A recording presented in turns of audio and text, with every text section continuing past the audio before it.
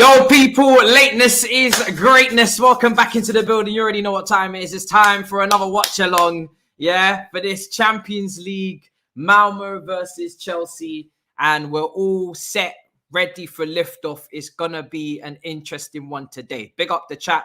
Let me know how you man are doing today. Starting the lineups are on your screen. Let me quickly put this out on Twitter. Let me get your opinions as well. Put it in the chat.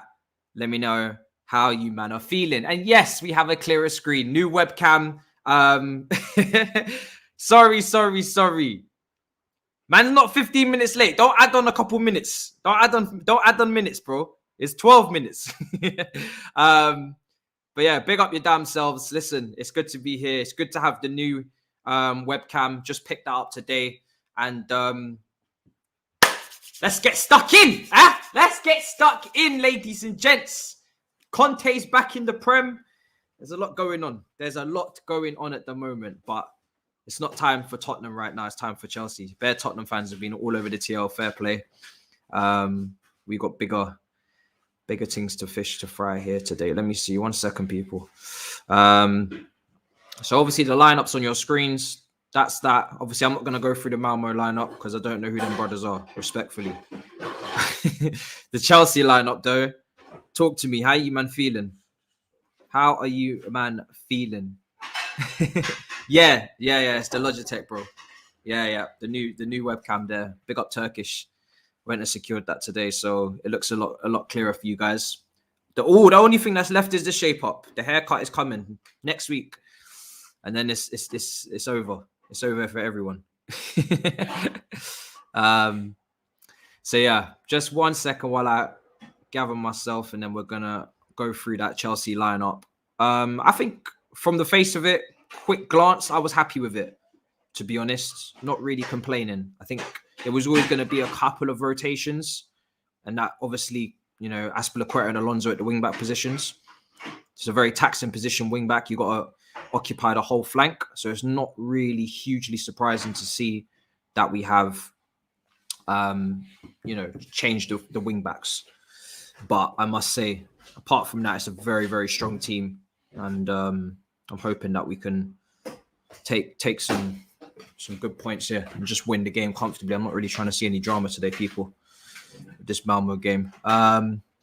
Taking a break from my novel, writing to watch some ball. Big up. Damn straight. Bro, I'm not booking no trip to Turkey, bro. All I need to do is go HD cuts, I'm telling you. And everything will be fine. Everything will be fine. Just give it a minute. I'm not messing about this time. The next haircut, I'm going somewhere serious. Like, I'm not taking any risks. So I'm back and I'm better. Very, very soon, I'm back and I'm better. All right. Let's see. My thoughts on Rory's video saying Conte was his favorite manager ever and we played in Europe in the first season. I did see that video. It's not quite correct, in terms of we didn't play any Europe in the first year. So that's wrong. That's wrong. But also, just in terms of Conte, like, for me, you got to take him 40 years. Like, for me, if you're still wrapped up in Conte in terms of, like, the person and that he won't do a madness, then you don't know Conte. And that's not Conte's fault. That's your own fault. Because this is the same man that sued the club for whatever reason, kind of just, like, went AWOL for the second season because he didn't get what he wanted. Like, again, I understand he wasn't backed, but that's not how you build a long-term sustainable future at your football club, by lashing out, sending text messages to Diego Costa, shit like that. So man, just need to get over it in terms of Conte and just understand what it is. Do you know what I mean? I've said it before and I'll say it again. There is no manager outside of Carlo Ancelotti that we had, that would be here long term. Mourinho, that combusts. Conte combusts. Most of the other guys, not good enough. Tuchel and Ancelotti are the only brothers so far that I've seen that we can build long term with. And I just think I for the last couple of days have just been ironic and just taking the piss, because I think it's funny that, Conte was given that Chelsea man tag. He gets the club passion, kicking water bottles, jumping into the crowd. Everybody loves that first season, but then he's the one that ends up going to Tottenham. And Sarri did reject Tottenham over the summer. So I was just playing with it, innit? I just thought it was funny. If you remember 2019 Twitter, then you understand where I'm going with that. But I just thought it was funny. I really did. So I've been kind of mocking it on Twitter for the last few days, but I'm going to stop now. But yeah, the only person that I was proper upset when he got sacked was Ancelotti, because I feel like that was undeserved. Everybody else, it was a ticking time bomb. It always gets toxic at the end. But I'm happy Conte's gone Tottenham, to be honest, because where else was he going to go? Do you know what I mean? Like, if he had gone to Manchester United, that would have been a problem, because then suddenly we got ourselves a title race potentially, or at least next year. Whereas Tottenham are nowhere near competing for the title. So he's going to have to take them into the top 4 and then into the title race. So it just means that his job is more difficult. It means it's going to take him longer. And it just means it's more likely that things will explode before he gets the job done, which is to bring home a title, which is what he's done at Chelsea, Inter Milan and Juventus. So it's much better that he goes to Tottenham. Much better. And I'm happy. Do you know what I mean? If you're telling me Tottenham or Man United, who can I pick? I'm putting him in Tottenham immediately, because they have a worse team. So I think we've taken a W in terms of that, people. But yeah. All right. Let me just quickly put this out on Twitter. Bear with me, and then I'm going to go through the lineups with you. The man them on Twitter do not know we live. All right. But yeah, give me some score predictions in the chat while we're waiting, and then I'm going to go through everything with you guys in just a sec. But give me some score predictions.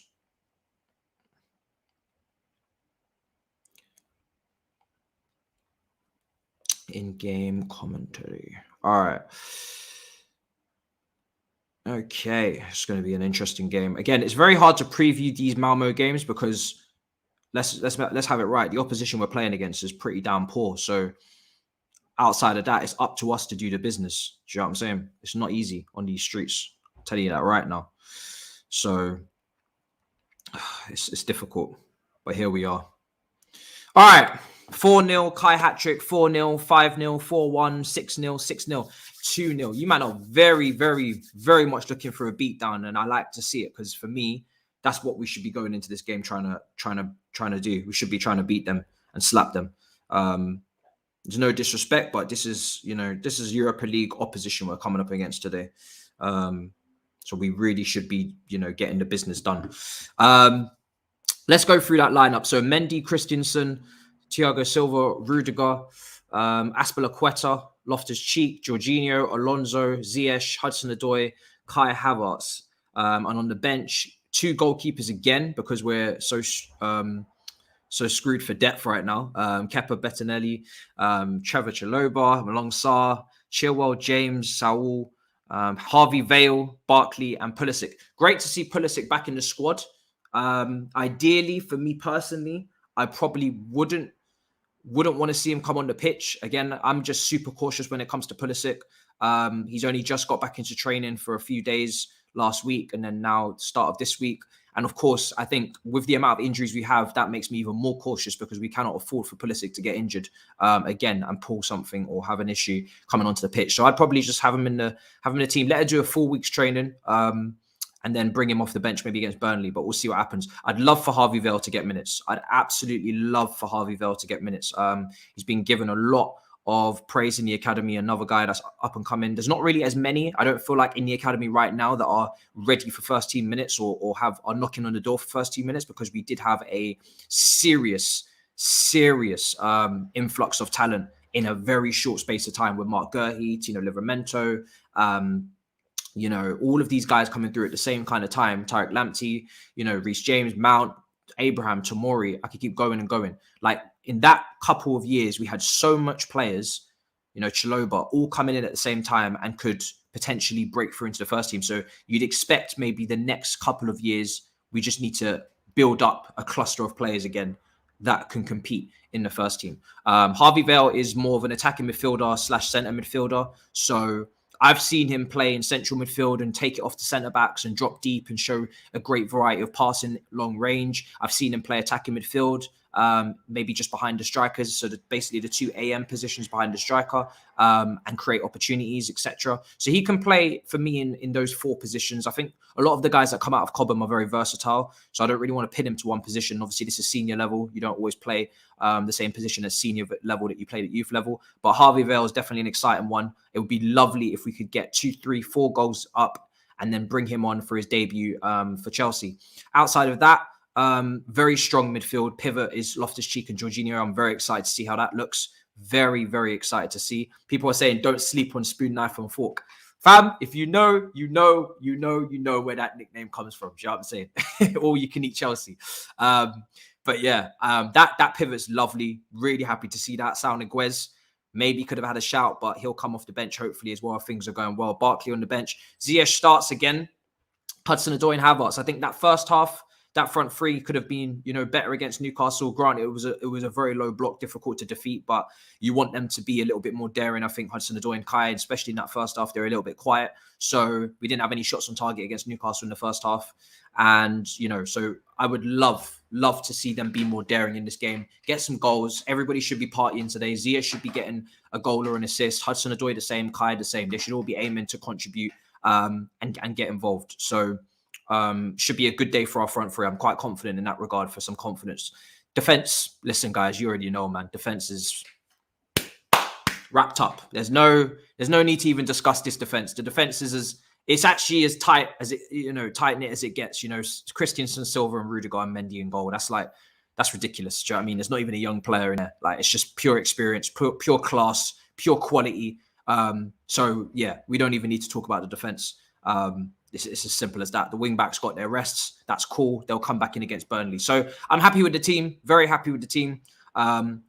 Maybe Sal Niguez can feel a bit hard done by that he doesn't get into the team today. But outside of that, maybe Barkley, maybe he could have said that maybe he could have played his way into a start. But apart from that, I think it's quite a clear team. I think the only changes I had in my 11 for the preview was the wing backs and Barkley coming in for Ziyech.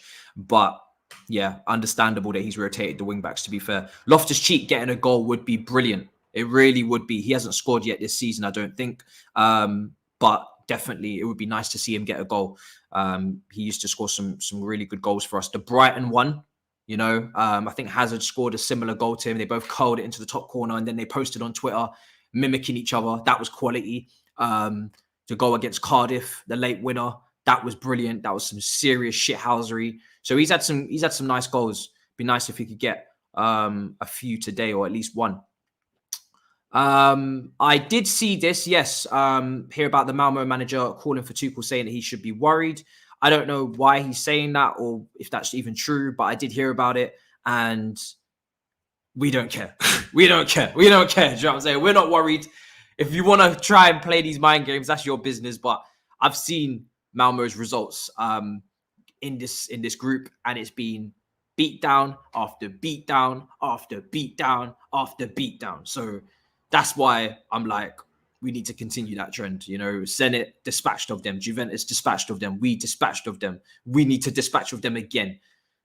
It's as simple as that. And Zenit are playing Juve today, so all goes well, we could actually go back to the top of the group if we take care of business and things go our way. So that's how I see it. I thought Rudiger would have been rested for this game before a real run of games. It gets a bit more tricky.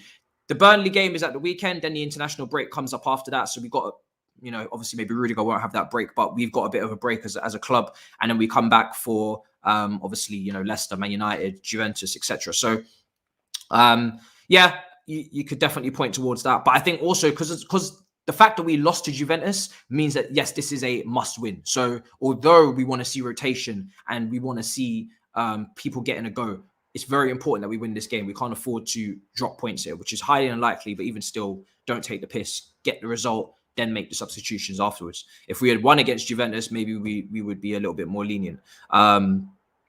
Yeah, but Vale will not come on unless Chelsea are winning by 4 goals. I think 3 goals and potentially can have the discussion of him coming on. I don't know who the Malmö manager is. It should be a formality, 100%. But I like to take every game serious. I like to go in with the mindset that the players should have. We come here, We're late. Lateness is greatness as per usual. So nothing changes. The standards stay high. We come here. The graphics are looking slick. The webcam, we ain't coming on no B-Tech thing today. We're serious about this match. We need to win. And I hope the players are serious. You know what I'm saying? So I'm not gonna take this for granted. It's an early kickoff. Everybody gets to go to bed early in the UK. Do you know what I'm saying? Apologies for the confusion on Twitch. Joe Tweedy, I will be doing a stream with him soon, but I did not realize this was an early kickoff until literally like 2 hours ago. You see a Champions League game, you just assume it's 7:45. Suddenly this sprung up on me as a 5:45. I was like, okay, that's an interesting time to start a game. It's bloody tea time, but all right. No under the lights today. Let me see what the man them are telling me. Oh, is this a nerd? Is this some sort of raid? We don't do raids on YouTube, unfortunately. We do it on Twitch, though. Listen, I spoke about Antonio Conte enough. I've done enough trolling on Twitter as well. I'm done now. Yeah, it's weird, isn't it? Because did you notice that Chilwell did the press conference, but he didn't start this match? It's not the first time that's happened, but I do always make the assumption that when a player is at a press conference, he's going to start. But to be fair, then I'm sure opposition managers will expect that as well. But look, he's throwing the curveball at us. So he's not only surprised us, but he's also surprised the opposition manager. So there you go. Can't make any assumptions these days. Did you see True Geordie defending what he said about Timo Werner? And he said Jody was on his side. Also said Timo was the reason Jody lost his job. I haven't seen the reaction to that. I gave my thoughts on All You Can Eat Chelsea. I personally don't really care if True Geordie's calling him shit. He's a normal fan like the rest of us. He's a Newcastle fan. He doesn't, do punditry in a studio for Sky Sports. He doesn't have to be filtered. He doesn't have to, bite his tongue. However, I did feel like read the room kind of situation. It felt a bit awkward and inappropriate to call him shit in front of his former coach. That being said, I don't get great vibes all the time with Jody in terms of professionalism. I've spoken about that before in terms of the social media shit that happened when he was in charge. Not in charge, but when he was under Frank.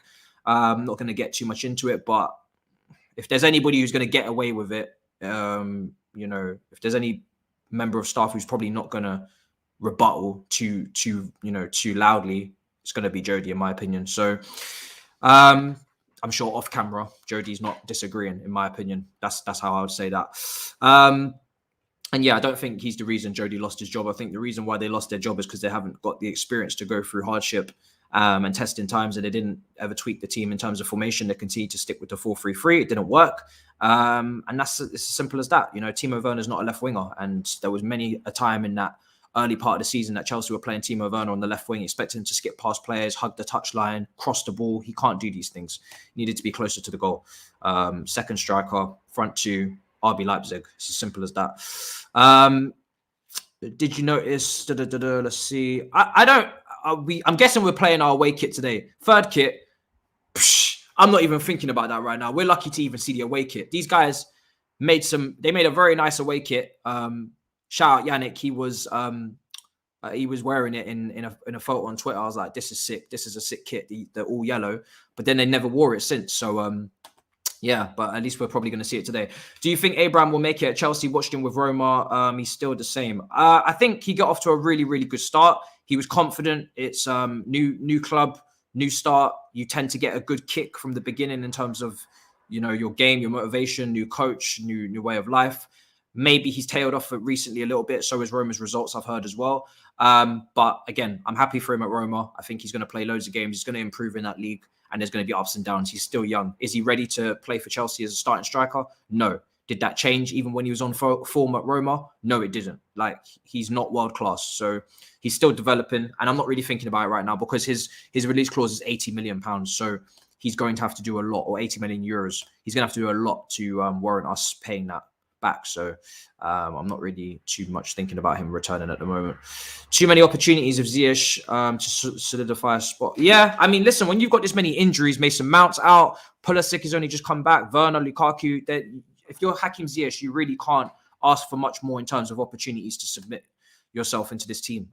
It doesn't really get any better than this if you're Hakim Ziyech. So he's got to take the chance. He really does have to take the chance. If he doesn't, then we know what's going to happen long term, and certainly short term. I do worry for him in January, because the more I see Ziyech be frustrating in games, the more I will probably expect Chelsea to make a move in January to rectify that position and change it up and bring someone in new. And even though I am against us bringing Eden Hazard in, because I don't think he's anywhere near where he was, I don't think he's performing in the last few years. I think he's got massive injury issues and concerns. And even when he is on the pitch, his statistics aren't great. I am almost getting to the point where I would actually bring him on loan and sell Ziyech or loan out Ziyech just to bring something different and see if it works. Because if Ziyech is not going to be contributing and he's 28, etc., then why not swap out someone else and just see what happens?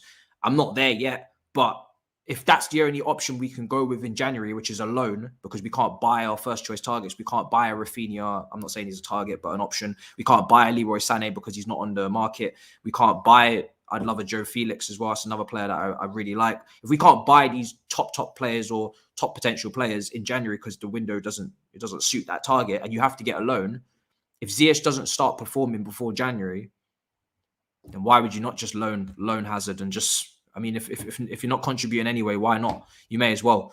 And that's coming from someone who's not really I'm against Hazard coming back because I just don't think he's the level that he was. So that's how much I'm starting to lose patience with it all. Slow mode. I'll put on slow mode as soon as I see a madness take place. Don't worry, I've got the option. I've got it loaded in the background there. Would you call Conte a snake, all banter aside? No, I wouldn't. Again, I think on Big Six and on Twitter, people are not really understanding what my tweet was. First of all, it's copy and pasted from a previous tweet when I did the same thing with Mourinho in 2019. He joined Tottenham. I did exactly the same format of tweet in terms of Maurizio Sarri is more of a Chelsea man. That Chelsea man thing comes from what Rory said on the kickoff.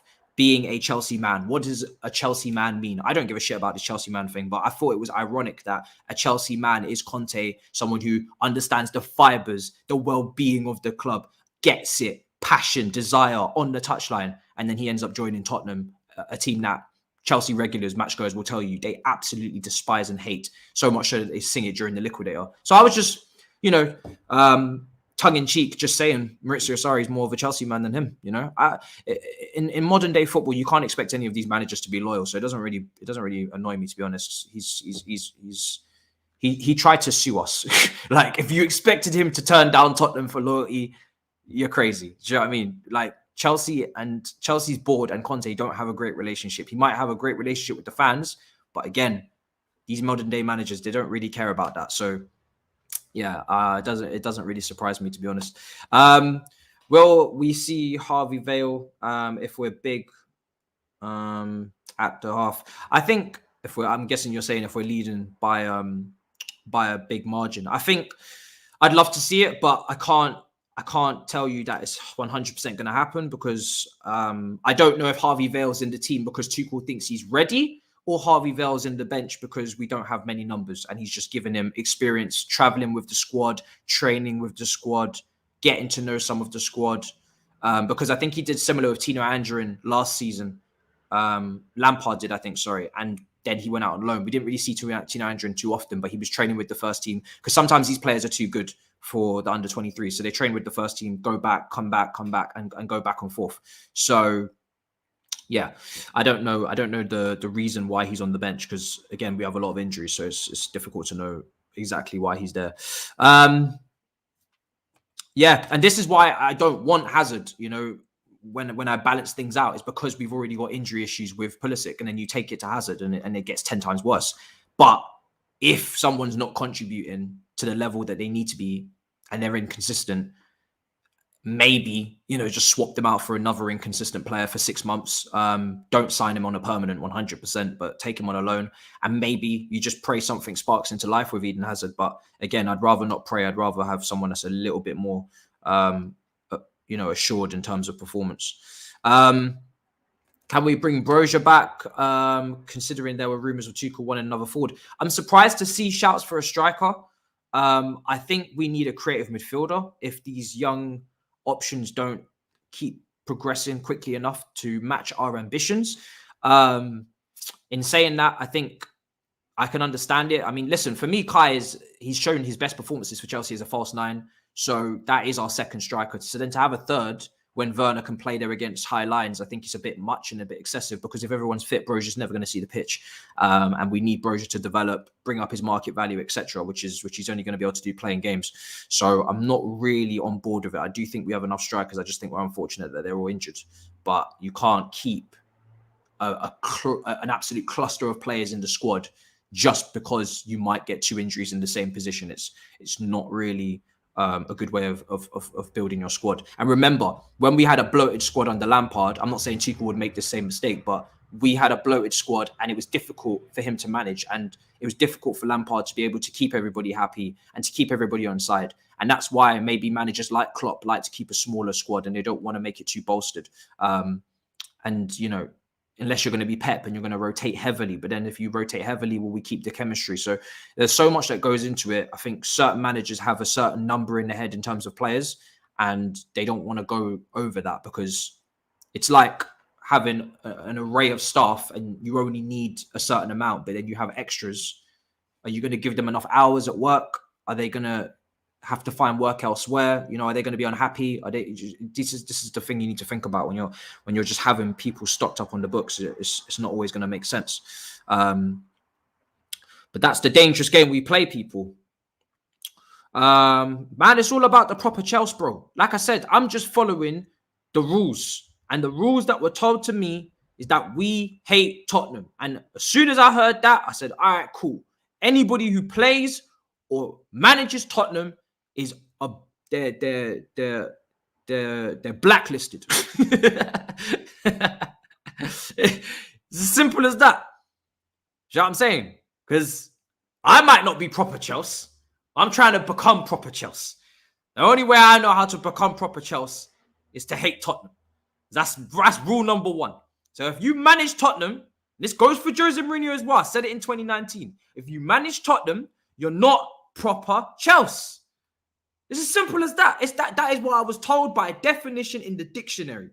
So don't change the rules now to suit you. Because if Sarri had joined Tottenham, you man would have been fucking dashing your toys out the pram, setting fire to the city. It would have been the Great Fire of London again. Talking about proper Chelsea. So I'm trying to keep the proper Chelsea, you know, standards high. If you go and manage Tottenham, you're not proper Chelsea. That's what I was told. Don't hate the player, hate the game. Do you know what I'm saying? Don't hate the player, hate the game. If we loan Ziyech and have injuries, what's happening now? You don't loan him unless you bring someone else in. That's the point I'm making. Of course, you don't loan him unless you're going to bring someone else in. Yeah, of course, bro. Listen, I told you I'll pattern that up, bro. I was not going to leave you, man, starving for so long. No, who's always going to get that patterned at some point? Yes, second high. I love the way, yeah, that Conte, if he's nothing else, he is one smart bastard, because this brother when he gets his payouts, he cleans up. He must be one of the richest managers in football. Like, he cleans up on these pay packages. Oh my goodness. Second highest salary for a manager in the league. I mean, he's won so much, so that's not even a big thing for me. Like, he's right up there with the best of them. You know, he's won titles at Juventus, won titles at Chelsea, won titles at Inter Milan. Like, he's proven that he can go and win a division. European record's a bit shoddy, but he's shown he can win a division. But this brother, like, and it's an 18-month contract, so that just goes to tell you there is a little bit of like, I'm not sure how long it's going to last. I mean, we did the same thing with Tuchel, so it's understandable again from Levy. If you're going to pay him the second highest wages, you better not sign him up to a 5-year deal. But this brother's collecting, and it's either going to go incredibly well or it's going to go awful. There'll be no in between. So it'll be interesting to watch for sure. Okay, let's see what else you guys are saying. Really active chat. Big up to you guys, man. It's a brilliant chat. I am going to put on slow mode because somebody has made a Big Steve account, and that is sad. That is sad. That is sad. That is sad. And it shall be punished. At tea time as well. Incredible. When will it end? When is it going to end, Robbie? All right, so bear with me while I put on slow mode. Just so you guys don't have to put up with the madness in the chat. I've got mods, but even still, they deserve better than this. Okay. All right, there we go. See, look, you made me do it. I didn't want to do it, but I had to do it. Big up Mustafa. I see you. Big up your damn self. Big up everybody. Big up Dominic. Slow mode is on. Seek parenthood, says Ahmed. It's facts. That's a new one. Seek parenthood. I like that one. I like that a lot. That's really good. Man said seek parenthood. That's a really good one. That's a really good one. All right. So yeah, man. I mean, listen, we're top of the league, people. Do you know what I'm saying? Like, without banter aside, the fact that people think we really, truly care. Come on now. Like, for real. Like, enough games now. I said it on the Big Six. We didn't get enough airtime. I apologize. I'm going to have a word. Do you know what I'm saying? I'm having words. We're going to get more airtime because we deserve it. We're Chelsea. I don't think people understand. We're top of the league. Yeah?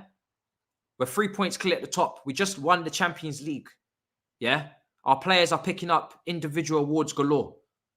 Lord have mercy if Jorginho ever picks up that Ballon d'Or after a slow start from Leo Messi. You will not hear the end of it on this channel. I'll be bringing Gab Marcotti back on here so we can pop bottles and champagne and wine and beer and cider and everything. And we're going to have a massive celebration, me and Gab Marcotti. I'm telling you that right now. Because I remember last time, and Pat Nevlin as well. Get all the Jorginho stands in here, fam. You man will not hear the end of it. I'm telling you that now. If he picks up that Ballon d'Or, it's going to be a madness. An absolute madness. But I'm not going to jinx it. I'll stop. But the point being is we're in a great point right now. You know, we're in a great space.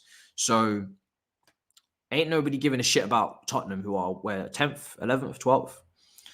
No, I'm all right. In fact, it's funny because with all this celebration, it just, again, highlights the stupidity at board level, which we've been speaking about. Because how are you going back to your first choice target like 3 months into the season? If you just started with him on 0 points, could have had a different season. So it's just a bit silly in my opinion, but at least they got it right now. Let's say Nevin, apologies. All right. Yeah. I didn't know he went on the overlap, to be honest. One day I'll get my invite. And I can have a word with Paul Scholes about his comments on my defense.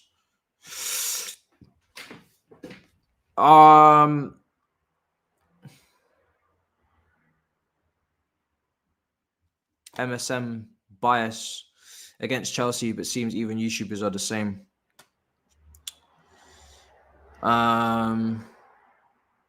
Yeah. Gucci Burnley. All right. Listen, I don't know who you support, but I know your team can't defend. I know that. So that's not my business, isn't it? We conceded 3 goals this season. So that sounds about right. That sounds good to me. 3 goals conceded in the league. 1 was a deflected goal from Gabriel Jesus, and the other goal was a penalty, and then 1 more. 3 goals conceded. In fact, I think 2 of them were penalties because the Southampton game, Livramento, yeah. Fuck me, we're so good. We're so good. We're so good. We've conceded 3 goals this season. 2 of them are penalties and 1 of them was a deflection. And then if you want to go to Tuchel's goals conceded overall, I think it's 17. And 5 of those were against West Brom. Like, I don't think you understand just how good this defense is. You man need to start, need to start paying homage, honestly. You really do. We don't charge for this, you know. It's funny because Chelsea don't even charge. We don't charge. We show you how to defend. We show you how you conceded 3 goals against Brentford, the same amount of goals we conceded all season. Mad. We don't even charge for this knowledge. We're showing you how to defend.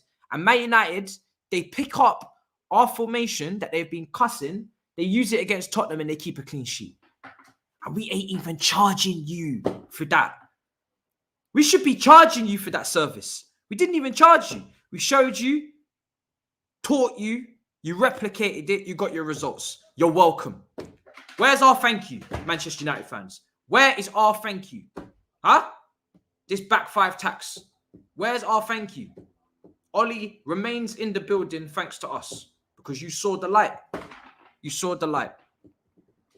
It's mad. And, you know, if Liverpool keep conceding, maybe you'll join us too. You know? I saw the Atletico Madrid game. I saw Brentford. I saw Brighton.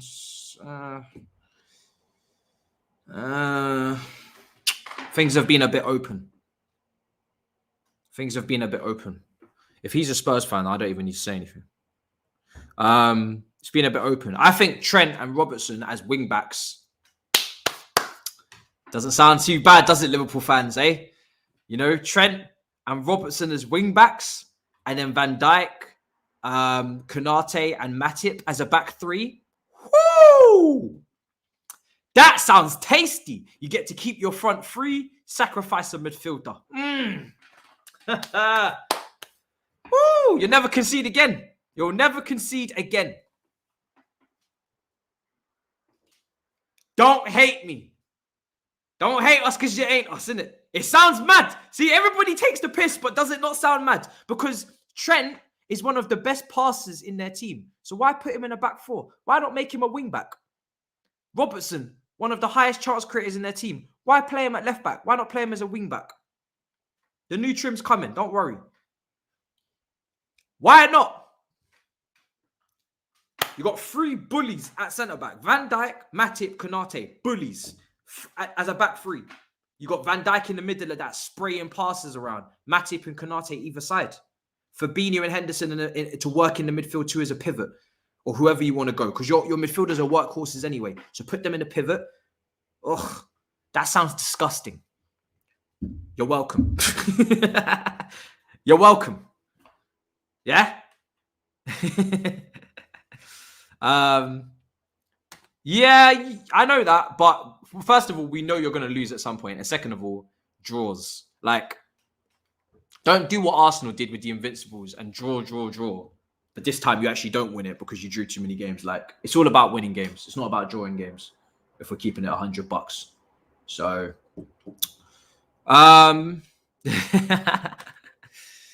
Laporte. I mean, we've scored the most goals in the league. So we might be boring and stuff, but we score goals in it. So, yeah, I mean, listen, I don't agree. I think we should stick with what we're doing. I've said that many times. Me and Nini have great conversations, though, when he's on this channel, because we always have things to debate, which is always fun. But personally, for me, I'd keep the same formation. Don't. If it's not broken, don't fix it. I think people are trying to rush Jorginho out. I think people are trying to rush, Kova.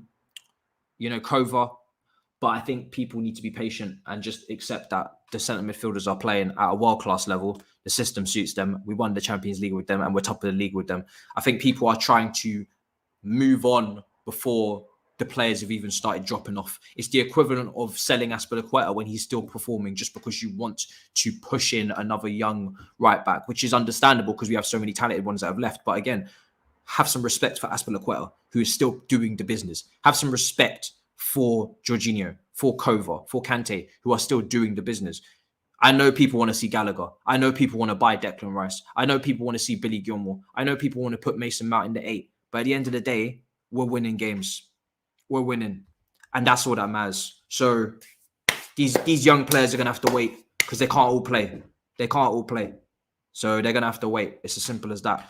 And it seems like Tuchel's found a little tweak since the back-to-back defeats in terms of having the wing-backs run narrow and be the goal-scoring threats, because Chilwell, Reece James, Alonso are some of the best ball strikers in the squad. So have them in the box, have them running inside and causing havoc with the striker, and let the wingers, Pulisic, when he's back fit, Hudson-Odoi, Ziyech, let them stay out wide. They don't score loads of goals. Put them out wide, let them cross, let them dribble, let them do whatever the hell they want.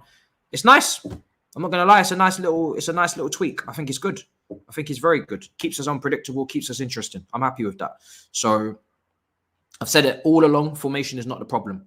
And you say his primary formation is 4-3-3, but listen, he's adaptable. He plays whatever formation he feels is right. So, but if things change at this point in time, I want to keep the formation. If things change next year, who knows? Maybe something will change. Something will happen, and we'll have to go that way. So we'll see. But right now, I'm not interested in changing formation. I think we're doing just fine.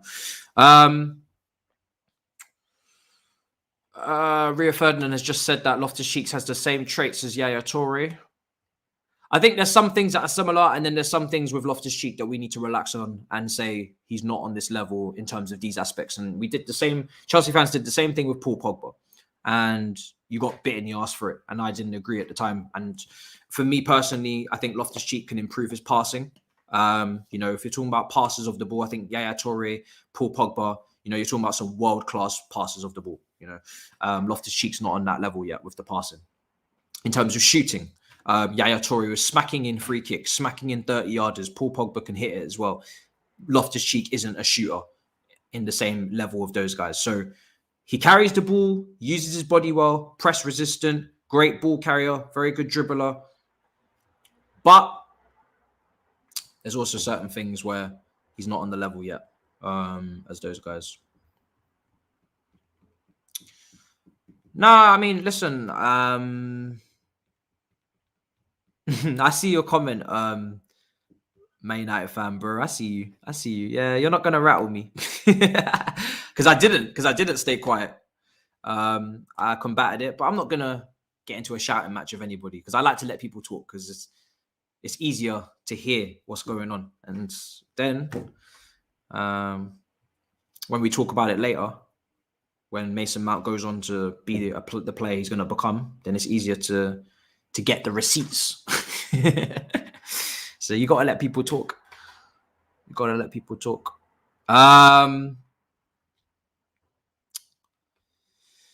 yeah, I did watch the Aston Villa West Ham game, and Declan Rice was really, really good.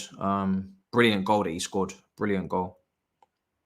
But in my opinion, and I'm going to talk to Jody Tweedy about this, is that I think transfer targets need to adapt with what's going on with performance. And we all wanted maybe Jules Koundé, but now Trevor Chalobah's playing the way he's playing. Maybe we don't need Jules Koundé. Maybe we don't need to splash on Jules Koundé. Maybe Trevor is the right side centre back, or maybe we can find someone else who needs to play that. Gallagher's having an incredible loan. Loftus-Cheek has come back into the frame. Do we need Declan Rice now? If those guys are going to play an influential part, again, I don't know, but you got to adapt your transfer targets with the form of players that are playing at your club. So that's how I see it. So he's a great player. He's going to be a great defensive midfielder.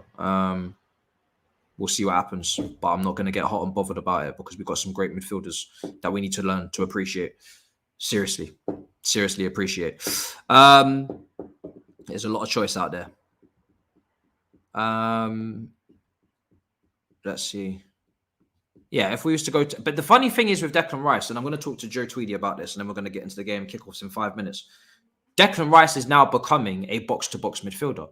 He scored a great goal. He's been scoring goals in the Europa League. He's almost becoming a great box-to-box midfielder. Someone that doesn't sit. And almost you want him going forward at this rate, the way that he's playing. Almost like Southgate should have sat Phillips like he does for Leeds and tell Declan to bomb on. So, do you know what I mean? It's like he's not even a DM anymore. So everybody's talking about lone DM. And by the way, Declan he's not played lone DM. At West Ham, he's always played in the pivot with Souček. So I don't remember Declan playing lone DM. So that's a different role. And we'll see how that works for him. But I think he's almost... I think some people need to actually remember Declan Rice is also elevating his game into something else right now. So it's going to be interesting to see how it goes. But I think last season Souček sat back. Souček went forward and scored, and Declan sat back, and now they've swapped, which is good because it shows he can do both sides of the game. But if we're trying to get a holding midfielder, he doesn't go forward. So it's going to be interesting. But I don't know, people. We'll have to see. We will have to see. Okay, we are 4 minutes from kickoff. BT Sport are showing this one, so we don't have to do bad things. I don't think that's the real Dammy, guys.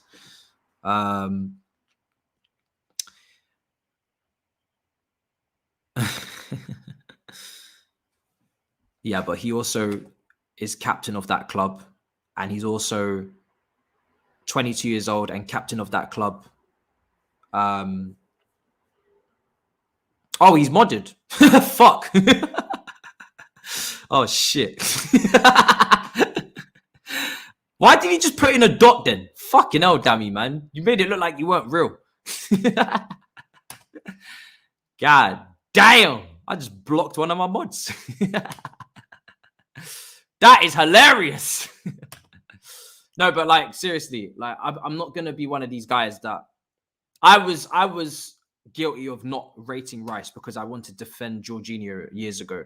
Sometimes you just need to understand and rate a player accordingly, even if they play for a rival, or even if you don't want them because you want to use your own midfielders. That's all cool. But Declan Rice is a great player. Like, let's just have that right. You don't captain West Ham at 22 years old, have them overachieve last season. They're overachieving right now. You sit, you're great next to Souček. You go forward, you're scoring goals in the Europa League and you scored in the Premier League. Souček holds. It's fine to say he's a good player, a very good player. It's not a crime, you know. How am I gonna unblock this guy? This is incredible. Oi, listen. Oi, listen. What's going on? Hold on, I'll find him, fam. It's gonna take a second. Oh shit. Hey, listen. Should never left a dot in the chat. I'm gonna blame you for that. You look hella suspicious. Oh shit. Can't even find him. This is mad. You might have to make a new YouTube account. How are we gonna unblock him, fam? Can mods do that? Mods, if you can unblock people, go for it. I can't even. Oh wait, no. I've got over 500 accounts blocked. That's how many people have created fake accounts. Wow. You see what you man have done? Imagine trying to find one account out of 500. We are in the mud. Oh, dearie me. Kickoff is just a minute away as I try to find blocked Dammy somewhere in this pile of nonsense we call automated filters. This is peak. Oh my. It's like trying to find a needle in a haystack, fam. I think we've lost him, fam. For real. We might have actually lost him. Fam, that was just hella suspicious, fam. Man just left a dot. Like, why? So suspicious. I didn't realize he was modded because I can't see who's modded on my screen. Only if I go on my phone. This is peak, fam. This brother's gone. We ain't going to be able to retrieve him, fam. How are we going to revive him, fam? Game's about to kick off. This is so peak. Ah, shit. All right. Oh, you unblocked him. All right, I need to remod him. All right, cool. Safe. Thanks to the mods who found him, fam. Big up to the mods that found him, fam. Big up to the people watching. Nearly 400 of you doing great things. Man, we'll set the timer. Shit, I'm on it. Bang. There we go. Man's on it. On it like a car bonnet. All right, there's the timer. I've actually got something when the timer, even if I'm late as well, I can still sort it out now manually. So we really did level up, guys. I assure you. You ain't never seen levels like this on this channel with watch-alongs. All right. Game's about to kick off. Let me remod Dammy. There you go. Sorry, bro. I was just like, I immediately just thought you wasn't real. Let me get my phone charger. Game's kicking off. Let's get this bread. Woo!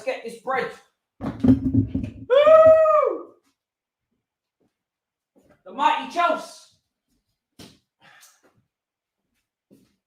The mighty Chelsea, fam. Oh, listen. All right. I think I'm actually. Yeah. I need to go again because this time was actually ahead of what I'm on. Let me level this up for you, gents. All right. Man's always got a backup. One sec, because man's ahead. This is only just kicked off. I'm way ahead. Because I want you guys to be level with what I'm doing. All right. Hold on a second. Hold on a second, Matilda. Hold on. Timers, if you're late. Look at that. That is an incredible genius. All right. So at 1 minute 30, I'm going to put the timer on. All right. 1 minute, guys. 1 minute. Woo! All right. Let's see. I'm trying to see 3 points. Trying to see an absolute beatdown. Monday Night Raw. Do you know what I'm saying? That's what I'm trying to see today. I'm trying to see an absolute Mazzolini. Got a strong team out there. A couple changes. Malmö showed absolutely nothing in the last game at Stamford Bridge. We're in Sweden now. It's an evening kickoff. Just in time for EastEnders afterwards. Everything lines up perfectly in this world that we live in. I'll have to check out the Champions League fixtures after this game, but I'm definitely going to be doing a review video and then we go from there. So not really any time for a Twitch watch along in terms of other games. All right, bang. Man's here, innit? There you go. Man's here. 1 minute 30. Let's get it. Let's get it. W settings only. Yo, where's the away kit? That's actually such a good point. Where is the away kit? This is a disgrace. When are we going to see the yellow kit? Oh my God. This is disgusting, fam. When are we gonna see the away kit, fam? Like, what? This is crazy, bro. I thought this is the game. Because, like, they're wearing blue, but to be fair, I get it now. Their kit is so light. This is like playing Man City in the Champions League final. Do you know what I mean? Hopefully, Kai gets that fever and just rounds the goalkeeper. Because, yeah, man. No yellow kit. When will we see our yellow kit? Let me think to myself. When will we see our yellow kit? Maybe Leicester. Yeah. Facts. 100%. So that's actually just after the international break. So yellow kit soon come. And I can't even remember what the third kit is. It's that aqua, weird, orangey graphic shit. Yeah, that one. I don't know when that's going to be. I'm not even really trying to see that. I don't really like that one. I think it looks a bit weird. I miss the black kits that we used to have, the white kits. Oh, those were the days. We used to have some absolute belters in those colours. Bring that shit back. All right. Rudiger in possession, stepping forward with his playmaking self as he always loves to. Lovely. Oh, just under hit there, that clip. Smash up the likes. What's going on? Kai. Oh, penalty. That's a penalty, ref. Hey, that's a penalty. He clipped him. Yo, check VAR. You have to check. He clipped him. It's the same shit that happened at the weekend. He clipped him. What are you blind? You're not even bald. So there's no excuses. You've got a full head of hair. The hair follicles are growing at an alarming rate. Credit to you for that. Lovely. Oh. Fuck, that might not be a penalty. Wait, hold on. Let me see this. That's a dodgy one. That's a bit of a sticky one still. I'll take it, though. I mean, if he wants to give it, why not? I think he got the ball first, yeah. Shit. God damn. I thought we was in dreamland. It's not a penalty. Fair enough. I mean, I'm going to call for everything, innit? Whether it's a penalty or not, I'm gonna call for it. That's just what you do. As a proper Chelsea, that is what you do. Right. Big game for that front three today.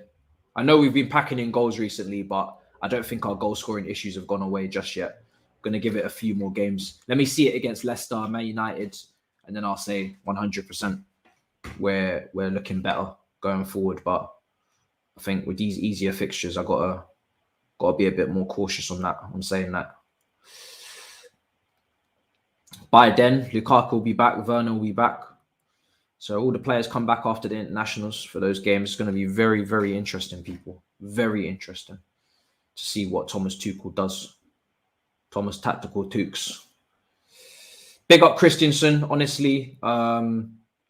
him, Mendy, like these performances that these guys are putting in, man, they're just ridiculous right now. The whole defense. Hey, don't play games, Rudiger. Rudiger's mad, fam. And he still got out of it. Fair enough. I don't know how you got out of that, but fair enough. That was impressive. I can't even lie. Come on, Chelsea. Let's absolutely demolish this lot. What's going on now?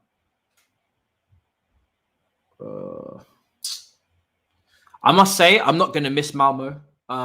Their badge is really difficult to cut out for artwork on thumbnails. Yeah, don't really like their badge at all. Really annoying. Just have a circle like everybody else, you fucking complicated bastards. Like, you're really causing stress for a lot of content creators with thumbnails. If you know, you know. Just very annoying. They got like some weird little castle shit at the top. You got to cut all that out.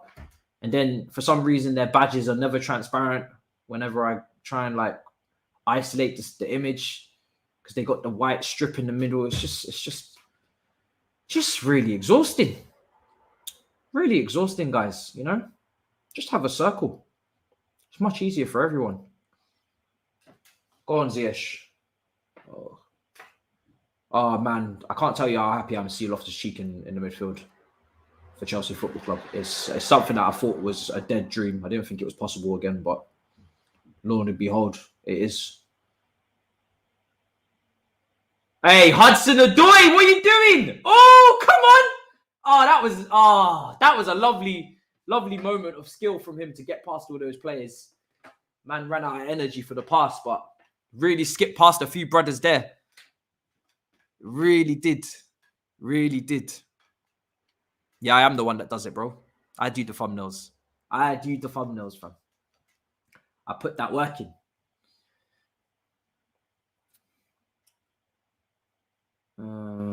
Rudiger out to Alonso, back up to Rudiger again.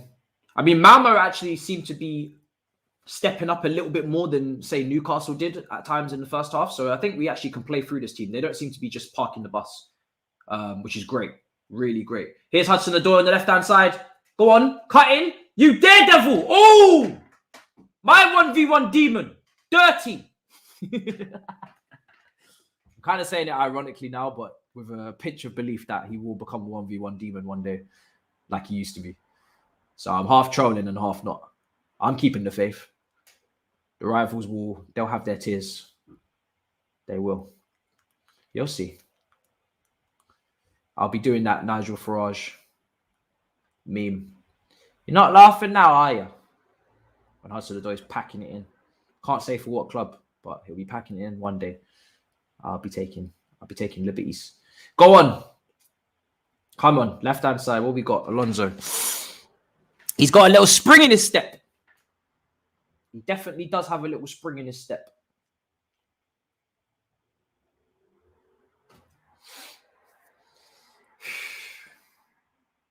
Man, I'm saying I'm far behind.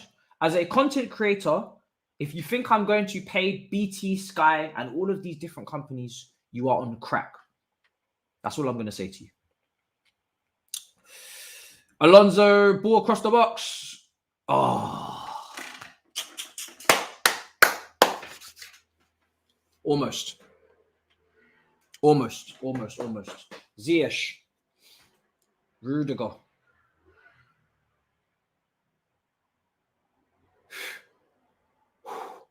If anyone asks, I 100% have a BBC iPlayer license. Of course. Who doesn't? You know? Whatever the hell that shit is. Rudiger.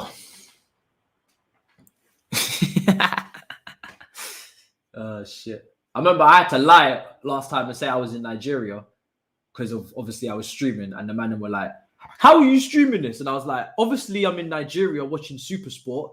And then they were like, oh my God, welcome to the motherland. I was like, oh God, guys, I'm not really in Nigeria. It's a cover story. Jesus Christ. And then I had bare people from Nigeria in my DMs, just like, I'm in Lagos. Where are you? I'm here. I'm just like, what have I done? I've told the lie. Now the whole of Lagos is excited for no reason. Oh man, it was so funny. I was like, I have super sport. All right. Yes, I'm in Africa. Yeah, exactly. And they were like, what? No way.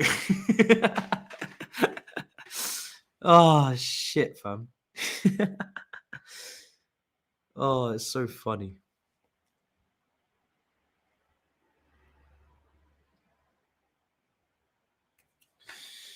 Oh,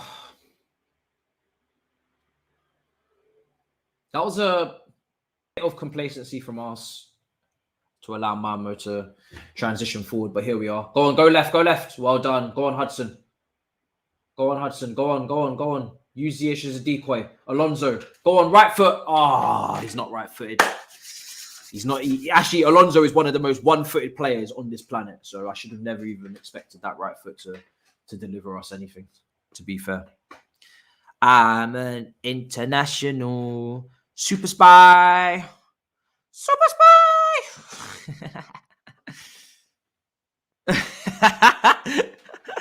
This chat is hilarious, fam. Big up to you. Big up you, man.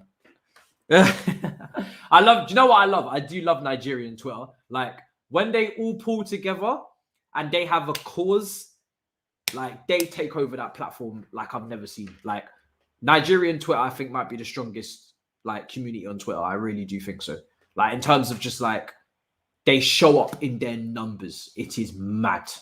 Like, when they got something to say, like, whether they're debating about music or, like, jollof rice with Ghanaians or whatever, like, just whatever it is, like, it's a party. That's all I can say. It's a proper party when they turn up. Go on, Kai. Alonso. Go on, Hudson. There we go. Pull it back. All right. Yes. Ooh, well done. From start to finish, that was a really, really well-worked move. I don't know how Aspie's shooting with his left foot, but again, these narrow, inverted wing-backs, or whatever you want to call them, they're tucking in and they're getting in the box. Now, Reece James, I didn't mention Aspie at the start of this stream in terms of goal-scoring wing-backs for that very reason. If that was Reece James with the left foot, we saw what happened at the weekend, but Aspie hasn't quite got that. Do you know what I'm saying? So, but yeah, the wing-backs are becoming goal scorers. It's nuts. Really is. Go on. Yep, Ziyech, well done. Good stuff. Lovely. Ooh, unlucky. It's good to see. Good to see some nice triangles. Oh, shut up, Toby. Shut it. We don't want to hear it. We don't want to hear it, mate. Yeah? Your team's still shit. You're like Newcastle, celebrating before the money's even come in yet. You're still shit, all right? Until otherwise, I don't want to hear it. When Tottenham win a trophy, then I will respect you, man. But until then, I don't want to hear it. It's like Man United fans with the Ronaldo thing. Sweeting and shit. You ain't won anything yet, mate. Calm it down. Because if you don't win anything, this was all for nothing. All of this sweeting and Antonio and all this stuff. You got to win. That's what I said. You got to win. You've got to win. That's the name of the game. Winning. The trophy. You don't win the trophies, nobody's going to look back on this and give two shits. Yeah, we don't need yours or your Virgin Army. We don't need your bald head. We don't need your chicken ball FC. Yeah, your Morley's chicken ball FC. Yeah, we don't need none of that. We don't need no trophy in the last 5,000 days. We don't need none of that history. Yeah. The last trophy you got was a Carling Cup that we handed to you. Yeah, Martin Yeo. Put some respect on Martin Yeo's name. The last successful Tottenham manager. Yeah. That's the last time you got a trophy courtesy of us. Charity, handing it out in a Carling Cup final at the Millennium. Have some respect. Oh God. Yeah. Oh, it was one day Ramos. Sorry. One average manager to another. How could I forget? Man says stop pretending. Chelsea coming forward there and blocked. Good save by the goalkeeper, but narrow angle. Good to see Kai getting past players. Obviously, this is the real UCL for Toby. I'm glad Toby can be with us here tonight watching this UCL action. Obviously, you're not used to it. You've got your own UCL. It's not quite the same, is it, though? So I think Conte's in for a bit of a shock when you tell him that you're in the UCL and then he sees exactly what UCL it is. It's going to be an interesting, awkward conversation between you guys. But welcome to Champions League football. We haven't been expecting you, but welcome. Oh, almost. Loftus-Cheek. Almost. Not far away. Oh, sorry, it was Thiago Silva. Oh, okay, Thiago Silva. Good header. Look, I thought it was Loftus-Cheek from a distance there. It's Thiago Silva. Good ball from Ziyech. Thiago Silva just gets... Oh, okay. It was Loftus-Cheek. Yeah, it was Loftus-Cheek. I knew it. I don't know why the camera panned to Thiago Silva for, like as if he's the one that headed it. It was it was Loftus-Cheek.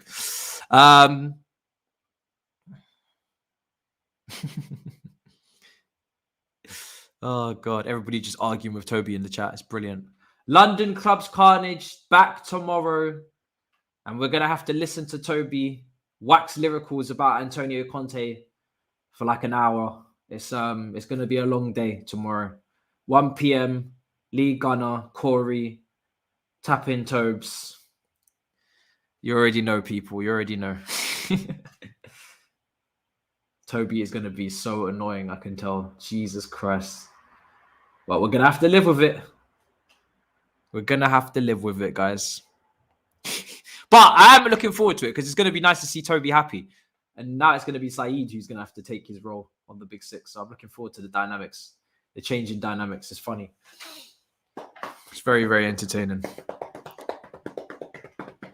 Oil Boys hasn't been even running, let alone bringing in another team. So it's just, I've got so much other content that I'm trying to set up, new content that you guys don't know about. I know you guys are obviously calling for some of the older stuff that you've seen, but I'm constantly in a state of mind where I'm trying to think of new ideas, especially now that we're not in lockdown, get away from streams, not do as many streams and bring you content that you haven't seen before that I know we're capable of creating. So there's some older stuff that you might miss, but there's new stuff that you're really going to like in terms of like setups and layouts and stuff. So I'm just trying to focus on that right now. But I do like to bring back, I bring it back every now and then.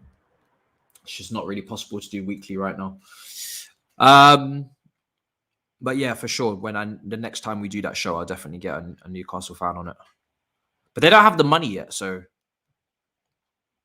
you know, like they haven't. I mean, they do have the money, but they haven't spent it yet, so it doesn't really feel like it's real yet.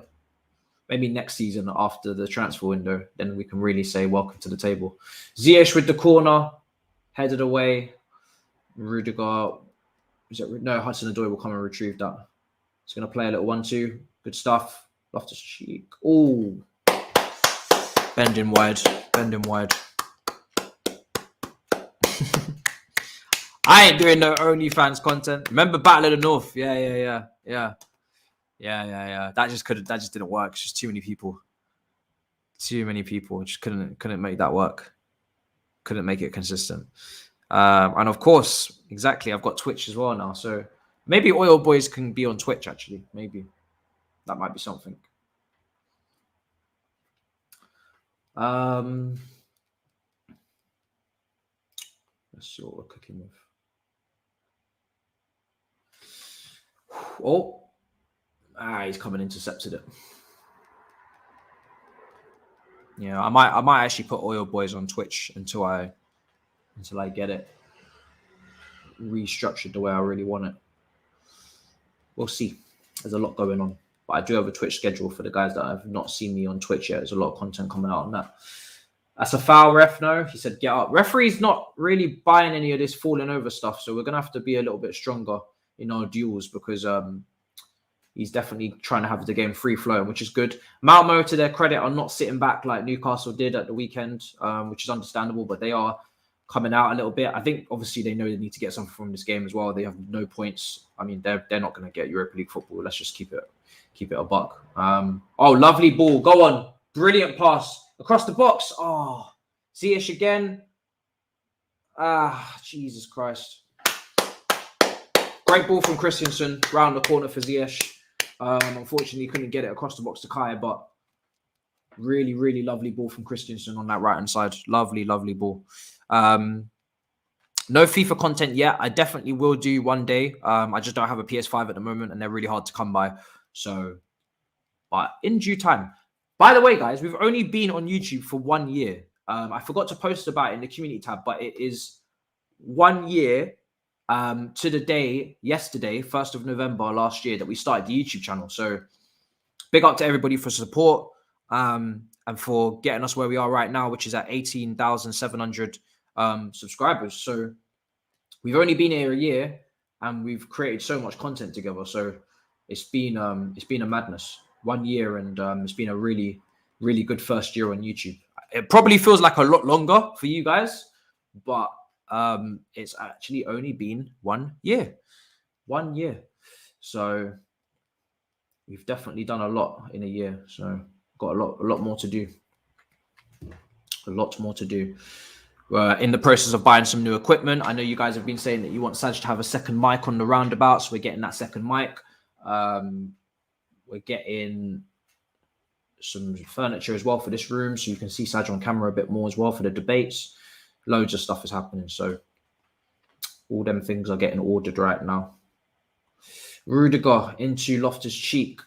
22 minutes gone.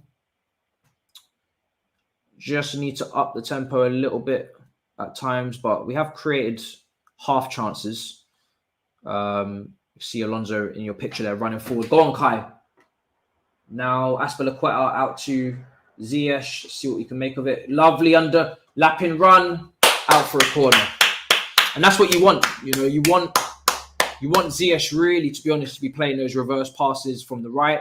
Let the wing back underlap, and you can play that reverse ball, and then you can go for cutbacks or shots from there. So nice to see that dynamic down that side. It's good.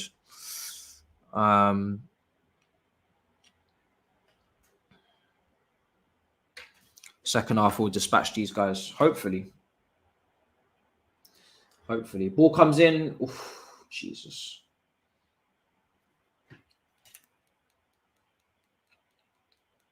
What are you talking about? Kicked off Twitter? I'm not kicked off Twitter. Are you talking about Lee? Lee was kicked off Twitter. I'm not kicked off Twitter. Loftus-Cheek got the header there, but wasn't clean. Wasn't a clean bit of contact, which is unfortunate.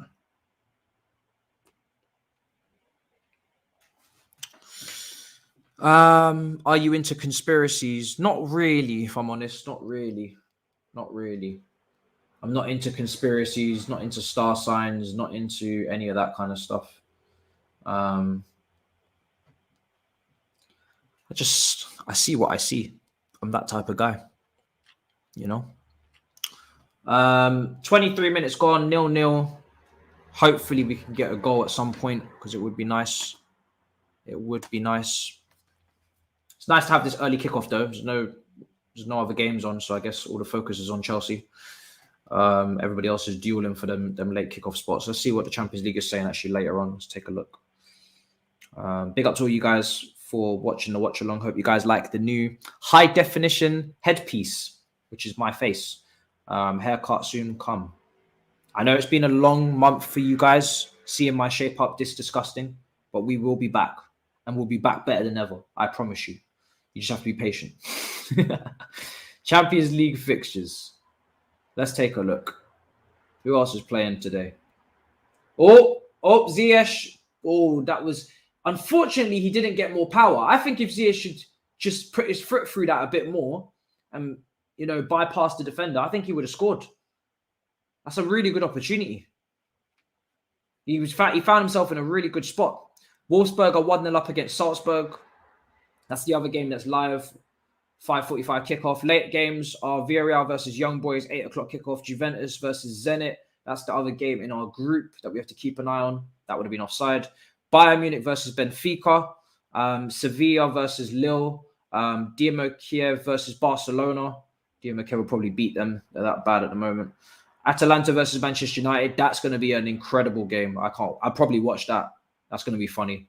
Real Madrid versus Shakhtar Donetsk. Milan versus Porto is tomorrow. Yeah, so sorry, Real Madrid is tomorrow as well. So Atalanta, Manchester United is where it ends on that one. I think the most entertaining game there to watch is probably Atalanta versus Man United. Atalanta are a madness to deal with. An absolute madness. Yeah, 25 minutes gone. Ball cleared. Alonso. When loses out on the aerial duel there, they're in behind. Alonso in. Oh my goodness. How are you getting shoulder bars like that, boss? Come on. Jesus Christ, Alonso. Referee says, get up, we get out.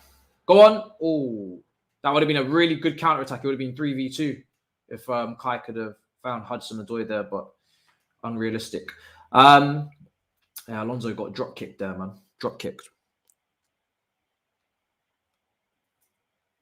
Which of the big clubs do you think will not advance to the quarterfinals?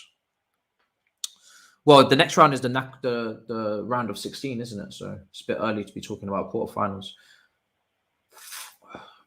Jesus Christ.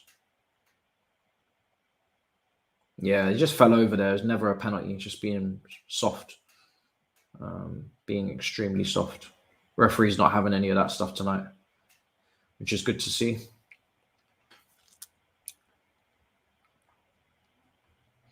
Yeah, that's a fair reflection, Dominic. Nobody's looking terrible, but nobody's looking like they're going to grab the game. So, yes, a long half. Yeah, I think it's been just a bit average. Like, everybody's just average right now.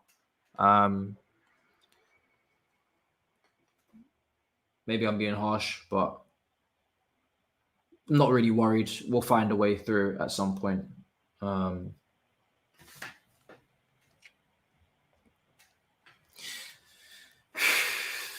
Sounds like Kai has missed an opportunity. I mean, this is why I say, as much as I love Kai in the fluid false nine position, we can't rely upon him for goals all season. We know that. We saw that last season when we had no striker. So here's the break that you guys are talking about. Brilliant pass from Ruben Loftus-Cheek. Kai just takes the extra touch he didn't probably need to take. And I think someone a bit stronger who can hold off the defender a bit better probably gets a cleaner strike on goal as well. Like, the issue with Kai is because physically he's quite weak, he won't be able to shrug off defenders and keep his clear-cut opportunities. So as soon as the defender does pressure him, it becomes a little bit of a battle to keep the ball, and then he scuffs his shot. So it's not just about finishing, it's actually about strength in those positions. Because if that was silly comparison, but say Drogba would have bouldered that brother to the right of him over, shouldered him, and like he would add bare time and space for the finish. You know what I'm saying? So it's just about upper body strength there for Kai, because he got a little bit into a bit of a duel. So yeah, bang a bit of gym, mate. Just a bit of gym for Kai. Do you know what I'm saying? Just a little bit of gym. Also, guys, completely unrelated, but Sergio Ramos is yet to play a game for PSG. Yeah, I find it absolutely incredible. I really do. Here's Alonso down the left. Cool. I find it incredible that Sergio Ramos has not played a match for PSG. Like, he signed, he was the guy that was going to marshal the back line, Marquinhos, Kimpembe, and he's yet to play. Yet to play. I think he forced himself to play the Champions League game against Chelsea. He didn't go to the Euros, obviously, with Spain, and he just has not played yet. It's mad. I think everybody forgets about him. I think he's collected 4 million in wages and not played a game yet. He's on a lot of money. I think they're considering terminating his contract. It's madness. Absolute madness. I remember when we was linked with him for about a few days, CFC news page linked us with Sergio Ramos on a free. I think a lot of Chelsea fans were starting to get interested in it, but can't be that injury. Them injury issues, man. Crazy. Really good pass from Loftus-Cheek, though. Talking about that killer pass that I spoke about earlier, that Pogba and Yaya Toure and guys like that have in their game. You want to see Ruben add that to his game. It was a really good pass. But unfortunately, Kai couldn't take advantage. 30 minutes gone. And it is 0-0. Malmö versus Chelsea out here in Sweden. Well done, Aspilicueta. Skips past his man. Finds Kai. Tried to flick it on for Ziyech. No luck. Man said Ramos been having a nice sightseeing in Paris. He's getting paid to sightsee, fam. It is nuts. Yeah, I think they will terminate his contract if things don't change, because you can't keep paying someone that money and they haven't played a match.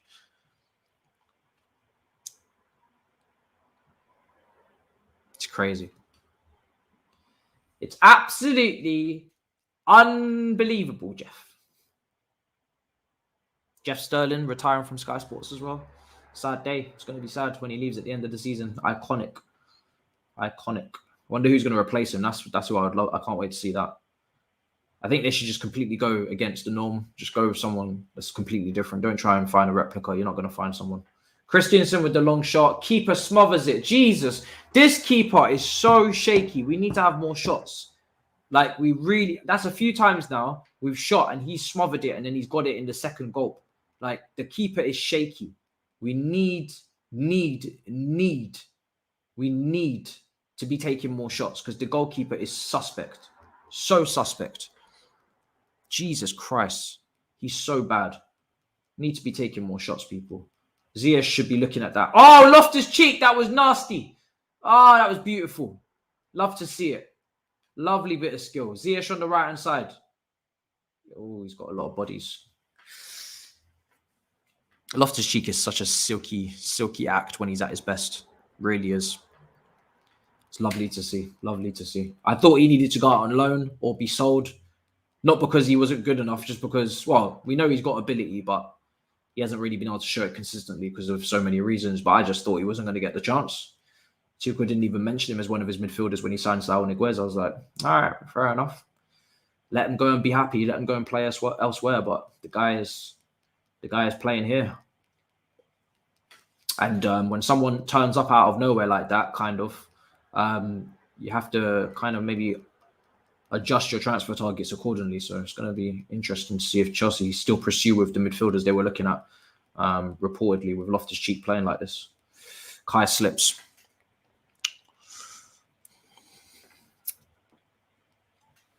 But yeah.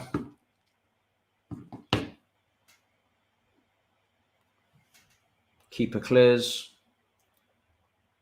Alonso comes and wins the header. This Malmö team are very dodgy, man. Seriously, we should be cleaning up in the second half, hopefully. Trying to think so let me take a look at our bench for talking about impacting the game. So we have Kepa, Bettinelli, Trevor, Sarr, Chilwell, James, all defenders.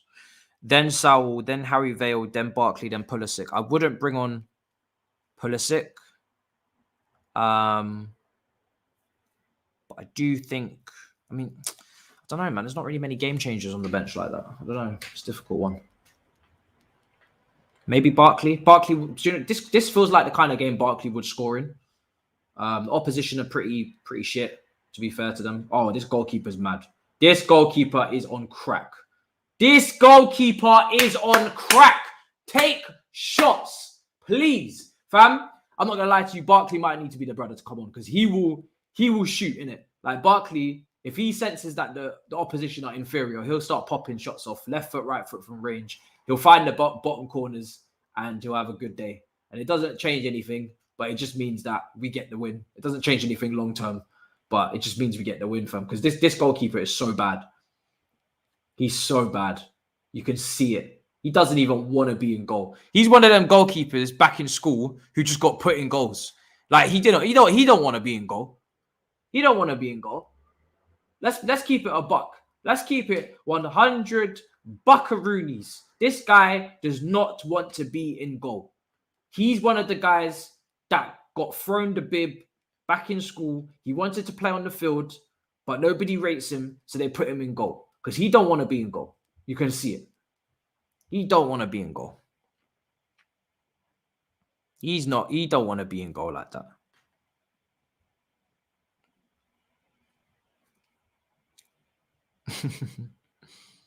Goalkeeper is mad. But yeah, Loftus-Cheek's looking good. Loftus-Cheek's looking very good. No surprise, though. He's been playing well recently. No surprise. Go on. There's the break. Oh, man. I thought that was the break. Have we really had 7 shots on target? It doesn't feel like that. 14 attempts, 7 on target. Really? I don't feel like I've seen 7 shots on target. Maybe, I don't know. It doesn't feel like that. Almost had a great break there. Damn. Damn. Someone said this referee's a little bit too chill. Bring back the size 2 footballs. The passing needs work. Wing backs are so important in this formation, and the ones on the pitch aren't good enough. Fair.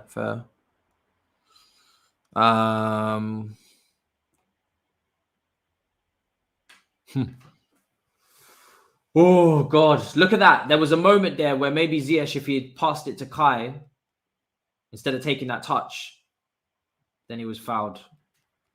So, small margins. We could have had a really good counter-attack.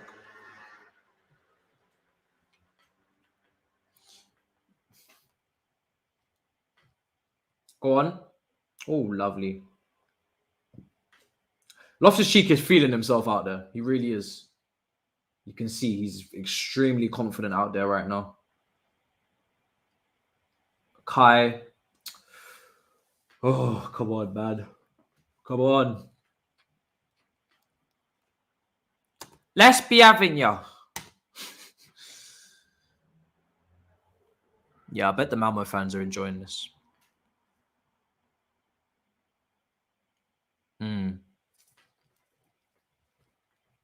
Yeah, I mean, you go to these games, Sweden, Turkey, crowd is usually like pretty good. Big night for them, isn't it? It's huge. They're playing Chelsea. They haven't played Chelsea since Europa League run under Sarri. So that's the last time we played Malmö. It was Loftus-Cheek, Hudson-Odoi in the Sarri season. Hazard scored against Malmö, a couple goals. That was the last time we played them. Very, very interesting time to look back on. Go on, Aspilicueta. Oh, shit. We're getting so close to carving out like a clear-cut chance that I would expect us to take. We're just not quite getting the final ball or the final pass, not executing it. Damn it. Someone said BT Sports moving mad.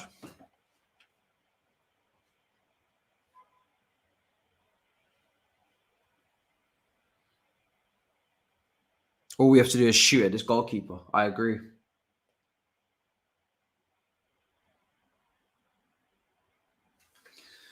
I completely agree. Go on, Ziyech, out to Aspi. Hey, what the hell was that? Yo, BT Sport are moving crazy. What the hell? What's going on? What's BT Sport doing, fam? I'm seeing shadows. Fam, I'm seeing shadows on BT Sport. What's going on?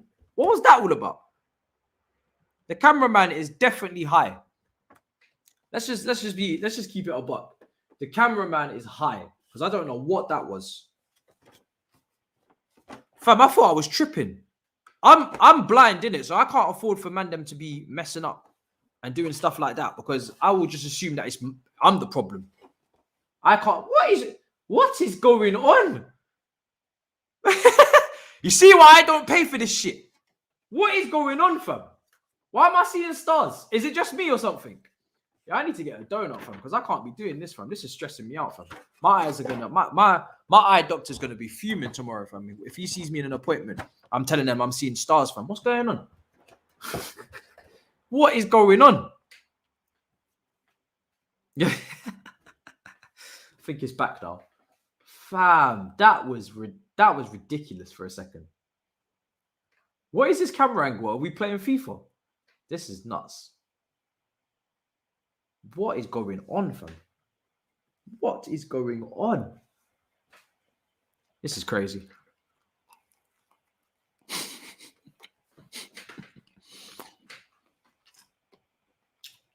What's this camera angle? Do you know what? They've had to switch camera angle because one of their other cameras are faulty. That's what's happened. So they've got different cameras and one of the cameras have fucked up. So they've had to switch camera now. They've clocked. So that's why we was getting PlayStation view.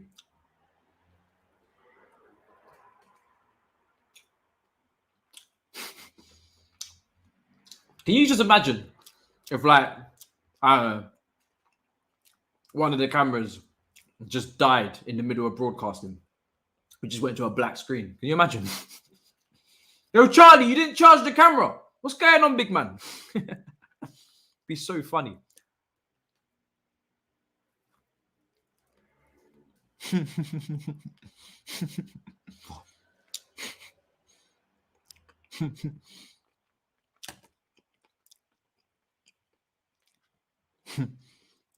Cameraman's got to go, blood.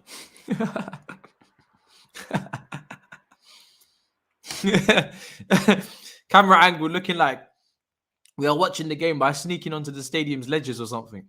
You know them ones? FIFA 22 pause camera angle. You know when you pause the game? Yo, that's funny.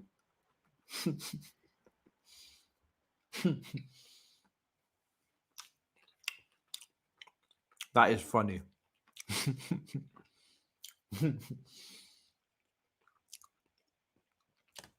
Malmö, not a serious club. Trash players, trash camera.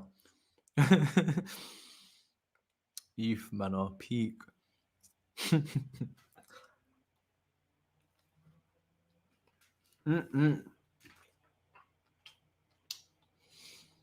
Looks like we're going to go in at halftime at 0-0 because, I mean, to be fair, we're pretty good at that. Like, we go in at 0-0 and then we absolutely demolish whoever it is in the second half. Did it against Tottenham. Did it for a lot of games in a row when we was on a winning run before the back-to-back defeats. Did it against, who else did we do it against? Tottenham. We did it against, oh, my brain's fried. Oh, we did it against Newcastle, obviously, as well. So,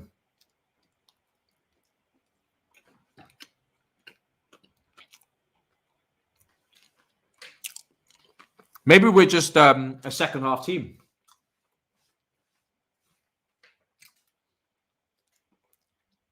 Go on. Asti. Oh, is that out? Yeah, it's out of play. Kai scores, but it's out of play. Yeah, maybe we're just going to be a second half team right now. Defend first half, or well, don't concede. We haven't had to defend.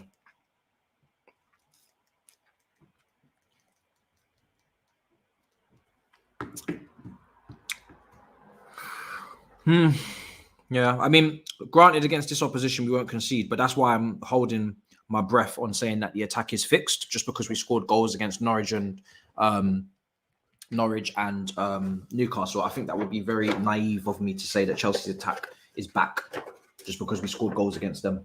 So let's see how it goes against Leicester, Manchester United after the international break. If we're still scoring goals, then fair play. But right now, the attack is still the weakness. And that's all right. As long as they pattern up at some point soon, it's all good. We have injuries at the moment, so I'm trying to not be too harsh. We are a little bit injury stricken. But to be fair, there's not really too many excuses for a disjointed performance because a lot of these players played together. That was close. You see that there? Let's not let that happen again. They nearly scored. I did not enjoy that. I was about to tuck into my second donut, and these guys are defending like donuts. What the hell? He just tried to be acrobatic. Reminds me of the Porto game. Halftime. Wow. I get to show off now of this. All right. See you at halftime.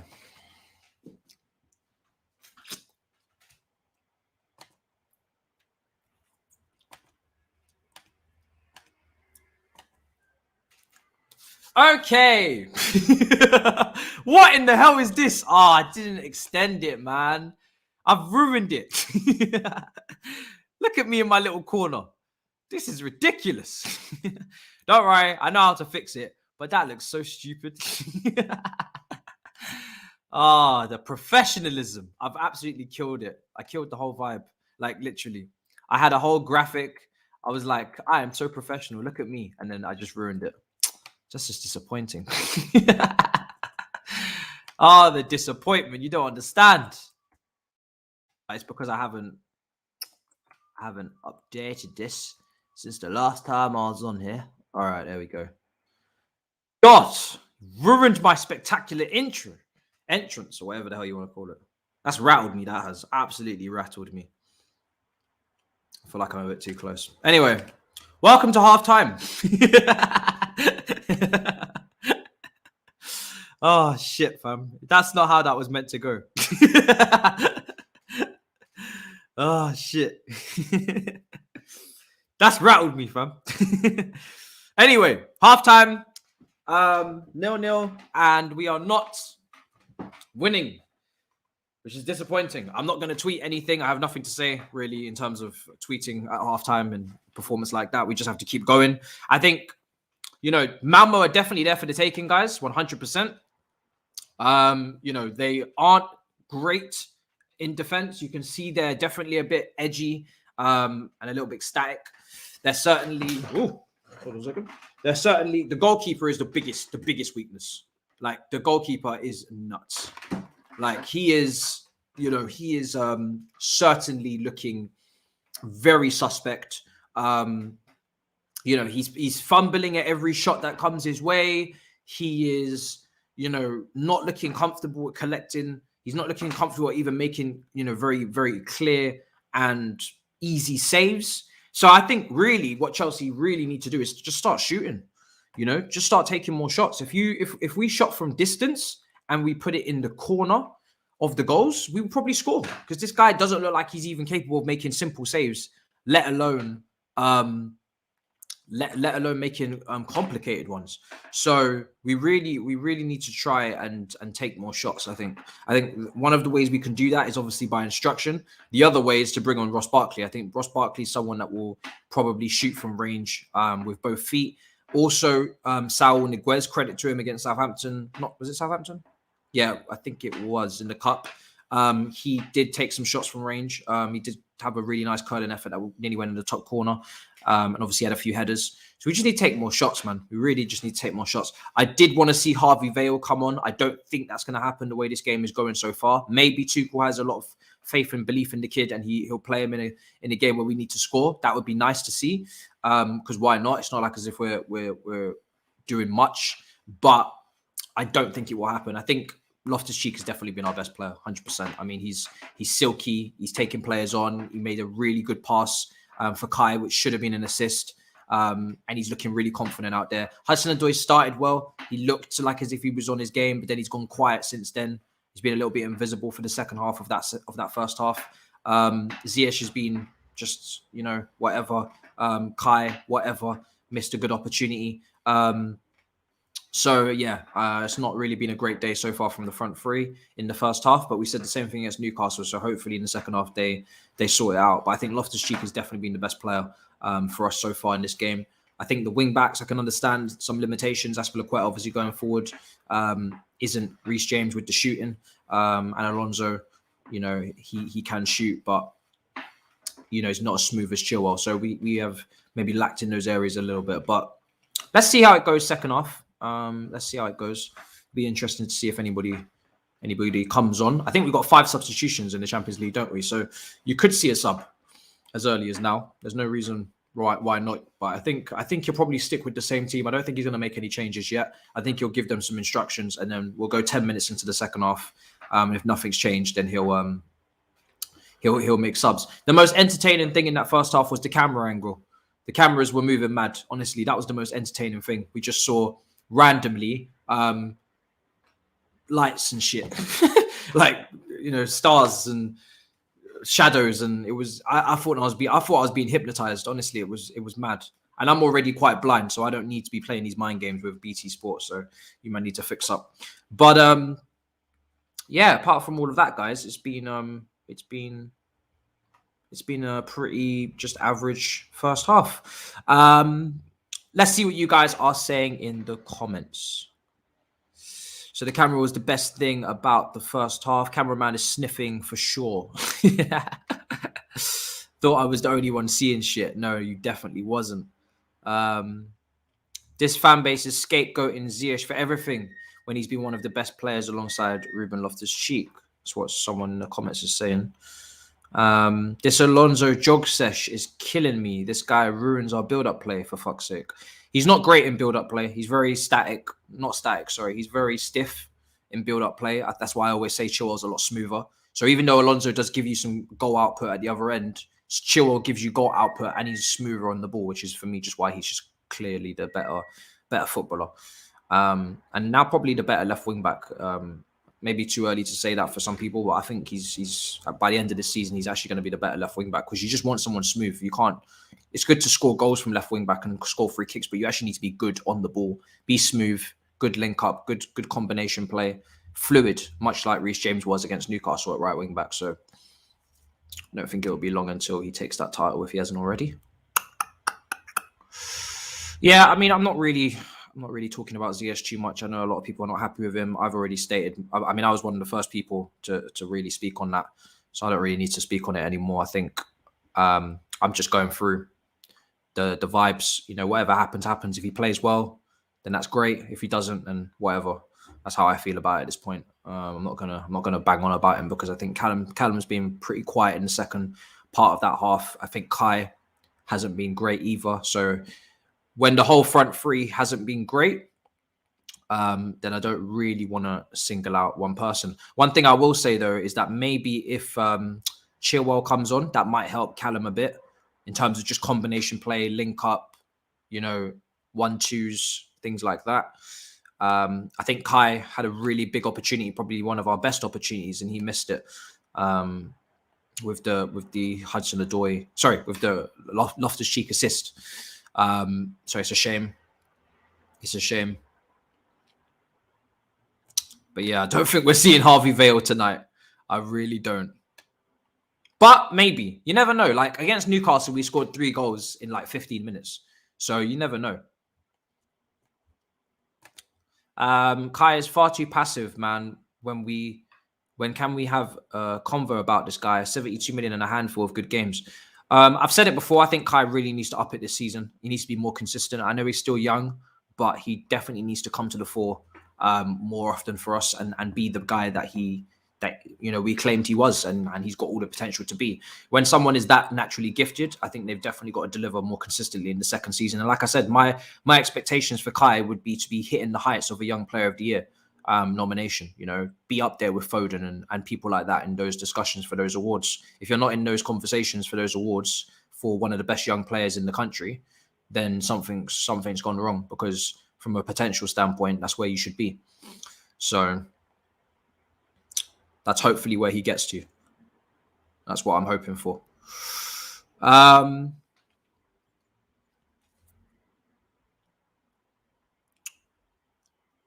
Let's take off Christensen or Aspie and bring on Pulisic. I don't personally want to risk Pulisic because I feel like I have PTSD and he might get injured. I think it's a bit soon. I don't think he's even been training for a week. I personally would rather him just train for the full week and come off the bench against Burnley. So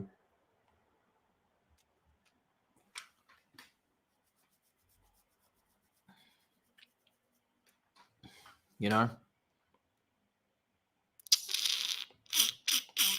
that's kind of how I see it. I don't really want to risk him because it's not pivotal that we have Pulisic now. It's pivotal that we have Pulisic after the international break, because that's the last international break until AFCON, and that's still not going to put a break on the Prem. So, you know, the fixtures after the international break, let me go through them just so you can see what I'm talking about, because we have a lot of games, and it's pivotal, in my opinion, that people are fit for those matches. So let's go through Chelsea's fixtures after the international break. So we've got Malmö now, of course, second half. Burnley on Saturday, 3:00 kickoff.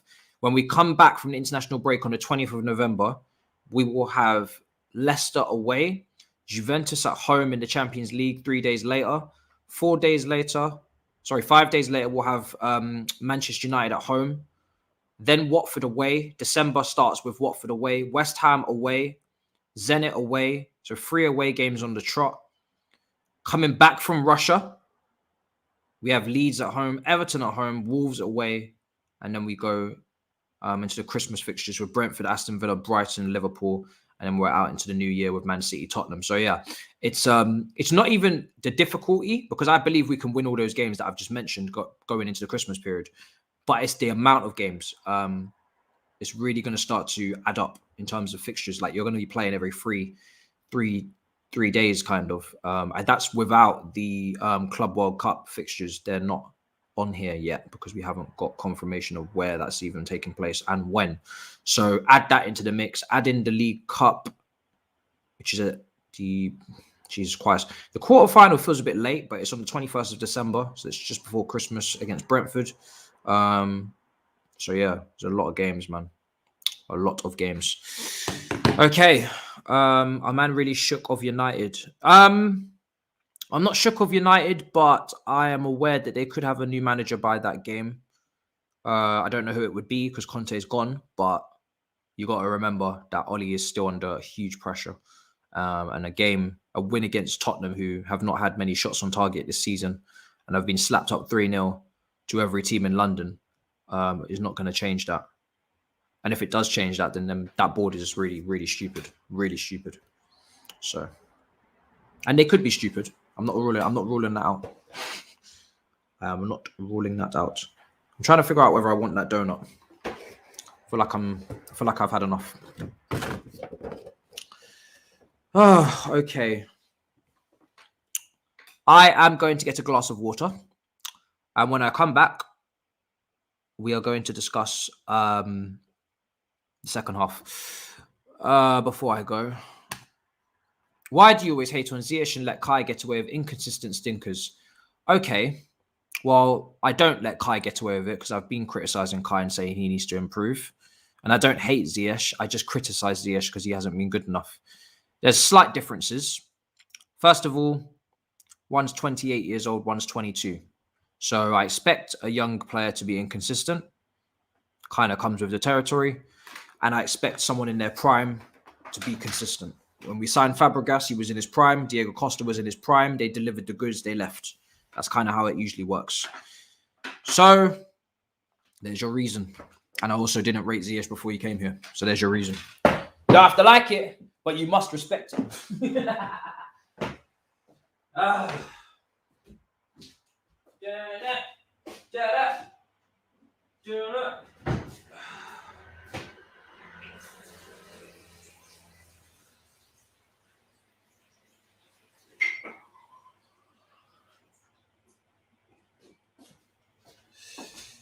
Oh, nobody's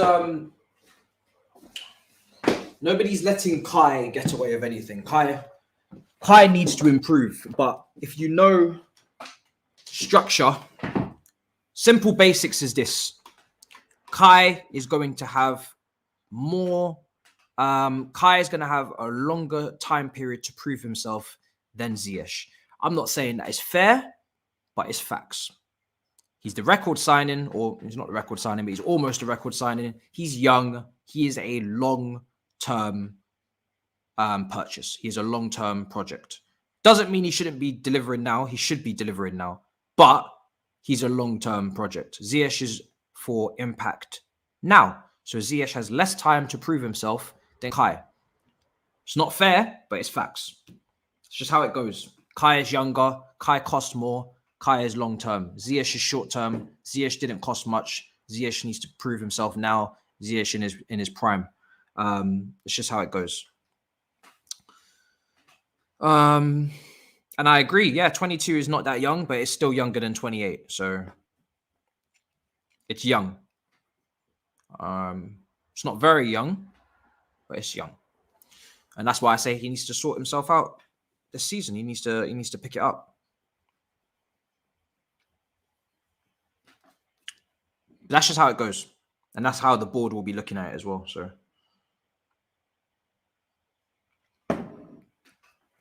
22 might not be young in comparison to other players like who are younger, but he is still young in the grand scheme of things.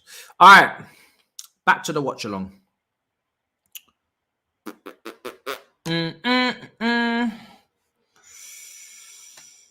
Okay.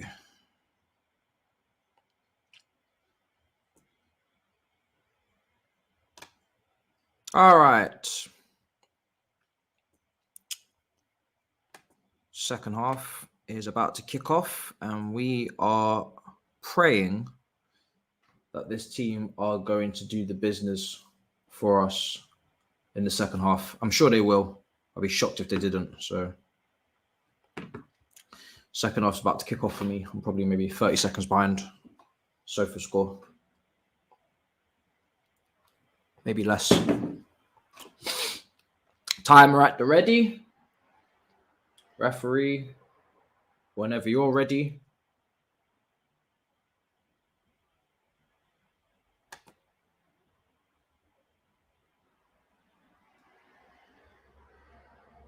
All right. Second half has kicked off. Chelsea 0-0 against Malmö. And we pray. What do I need to read? Oh, don't piss about. All right, I'm gonna read this and I'm gonna brace myself because Ian Dark's commentating. That's lovely to see. Lovely commentator. Good luck to him if it happens. Another club in the top 4 race. It's going to be exciting. Let's see if we can finish above them in 4th or maybe 3rd. Wow, this guy is a fucking lunatic, fam. I don't know what to say anymore. I prefer not to speak. If I speak, I am in big, humongous trouble. And I'm not even a Man United fan. But this is nuts. Like, this is mad.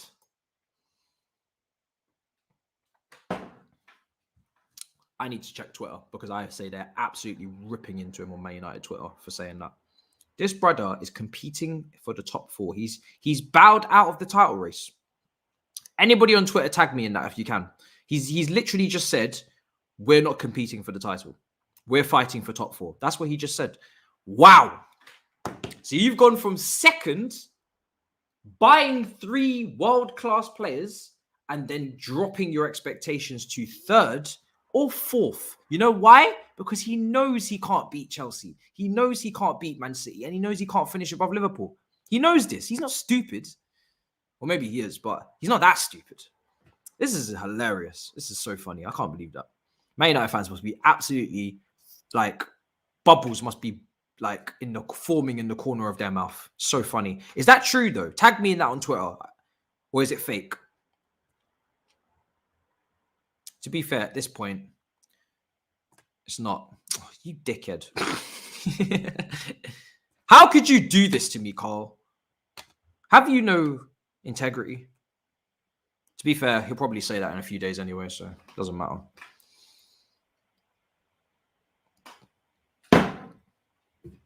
I should block you just for that. 47 minutes gone, 0-0. Just for doing that, I should block you. But I'm not going to. All right, 0-0. BT are moving mad again with the pictures. Oh, it's the joke account. Maybe he didn't know it was fake, to be fair. It was the joke account that tweeted it. Man got trolled. There's some really realistic accounts out there. I think football or some shit. I don't know. All right, Aspilicueta, move forward with that ball. Let's move. Let's go. He doesn't have the pace to go around the outside, so that's just asking for way too much. Oh, Jesus Christ. Any substitutions have been made? I don't think so. Hudson-Odoi is on this right-hand side here. Desperately needs to see a goal. Oh, you're at me. All right, at me. It's probably a fake account. You might have got trolled. I think you got trolled.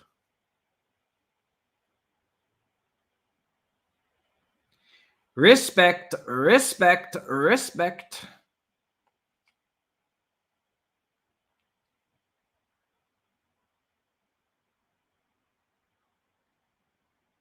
Wait, so Hudson-Odoi has moved away from Alonso, according to Adam Newson in the second half.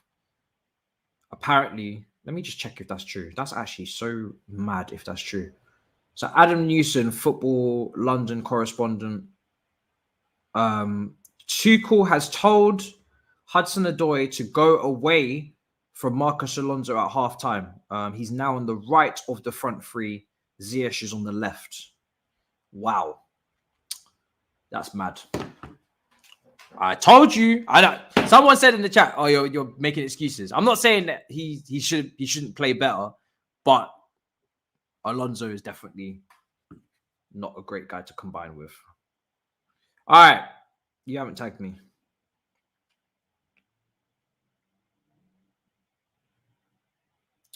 We love a good Ruben twist and chop. It's mad. All right, Rudiger on the left, passing into Ziyech, who's moved to this left-hand side. I don't know what that means for his game today, but we shall see. So slight tactical change there from Thomas Tuchel to swap the two attacking midfielders. Ruben dispossessed, unfortunately. One back by Christensen. Really good tackle out to Aspie. Now back into intercepted. Tried to get it back into Ruben.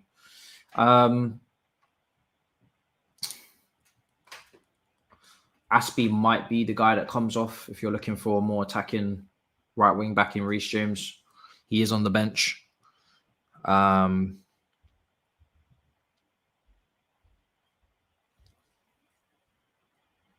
yeah, it's a bit sluggish.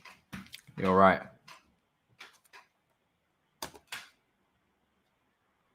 Right you are.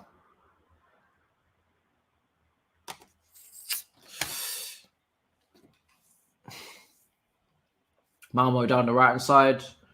Thiago Silva clears.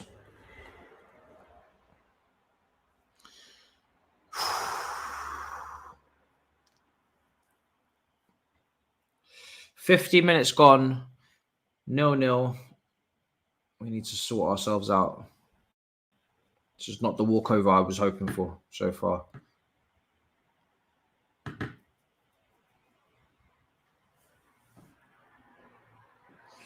Corner for... This is Malmö's first corner of the game. Atmosphere looks great for their home fans.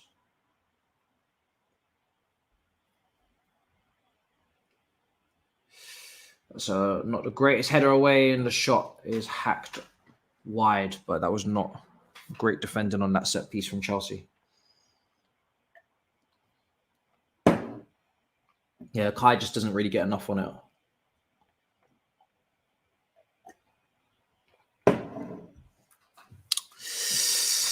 Oh, shit.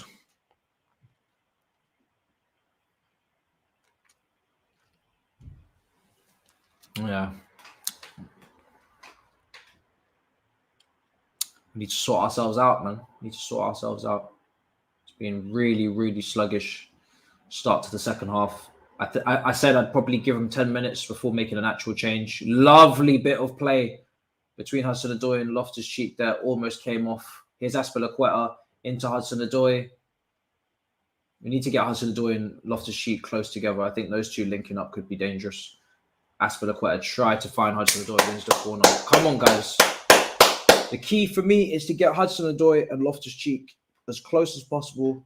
Let them link up, let them cause problems. And I think Tuchel's partly got that in mind as well. Because Jorginho is obviously the guy that's sitting. He's on the left side of the midfield. And then you've got Alonso, who's being very clunky as well. It's not the most talented attacking supporting actor surround Hudson-Odoi with. So that seems to be what Tuchel's gone with in terms of changing that. Now, if you get Reece James on and you get Reece James, Loftus-Cheek and Hudson-Odoi down the same side, that would be dangerous. Good bit of play from Ziyech. Ball comes in. Well done. Almost. It's been a while since I've seen Ziyech do some step overs. Bloody hell. Go on, Aspie. Go on. Lovely stuff. There we go. Well done. Look at Ruben using his body to shield the ball. Fantastic. Go on. Well done, Ruben. Ah, wonderful. Ruben has been brilliant today. He's the guy that's looking the most dangerous, man. Lovely bit of skill. The way he uses his body to shield the ball, protect it, it's brilliant to see. Exactly what's needed. Oh, go on. Aspilicueta. Good ball. Oh, headed away. Come on, boys. We're getting there, man. We're getting there. We're getting there. Man, why is Gus even chatting? I'm not trying to hear it from Gus today.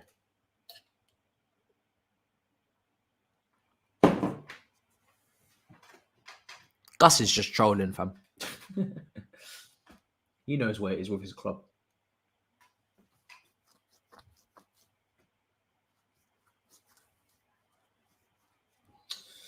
Oh. Another corner, it seems, after that initial corner. Some people in the chat were shouting for handball. I think it hit his head. Didn't see handball. Let's see the replay. Oh, it did hit his hand. It did hit his hand, and then it hit his head. Let's see the distance, though. Is it fair? To be fair, it's quite... The ball's travelled quite a long way, but he's not going to give it, is he? Yeah, they've moved on. The ball did travel quite a long way in terms of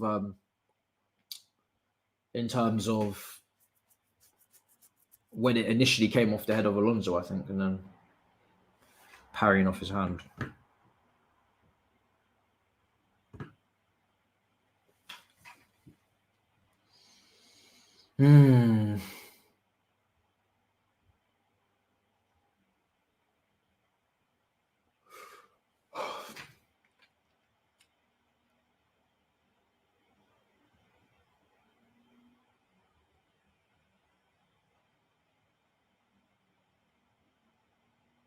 Come on. Nice flick. Go on, Callum. Good ball. Yes! There we go. 1-0 to Chelsea. Lovely, lovely goal. Ziyech with the goal. Callum with the assist. It was such a lovely ball from Callum across the box on that right-hand side. Wonderful cross. Inch perfect. Ziyech. Simple task of tapping that one in. But that goal was made by Callum. That was an incredible assist. Fantastic ball. And Chelsea go 1-0 up. Wonderful ball. Inch perfect, precise, and good finish from Ziyech. Just taps it into the empty net. Goalkeeper was just like all over the... Yeah, goalkeeper didn't know whether to go towards the ball, whether to get back into goal. Like, he was just in no man's land. Ziyech just got an empty goal to tap that into. Good to see. Goalkeeper all over the shop there. 1-0 Chelsea. Good stuff. Good stuff.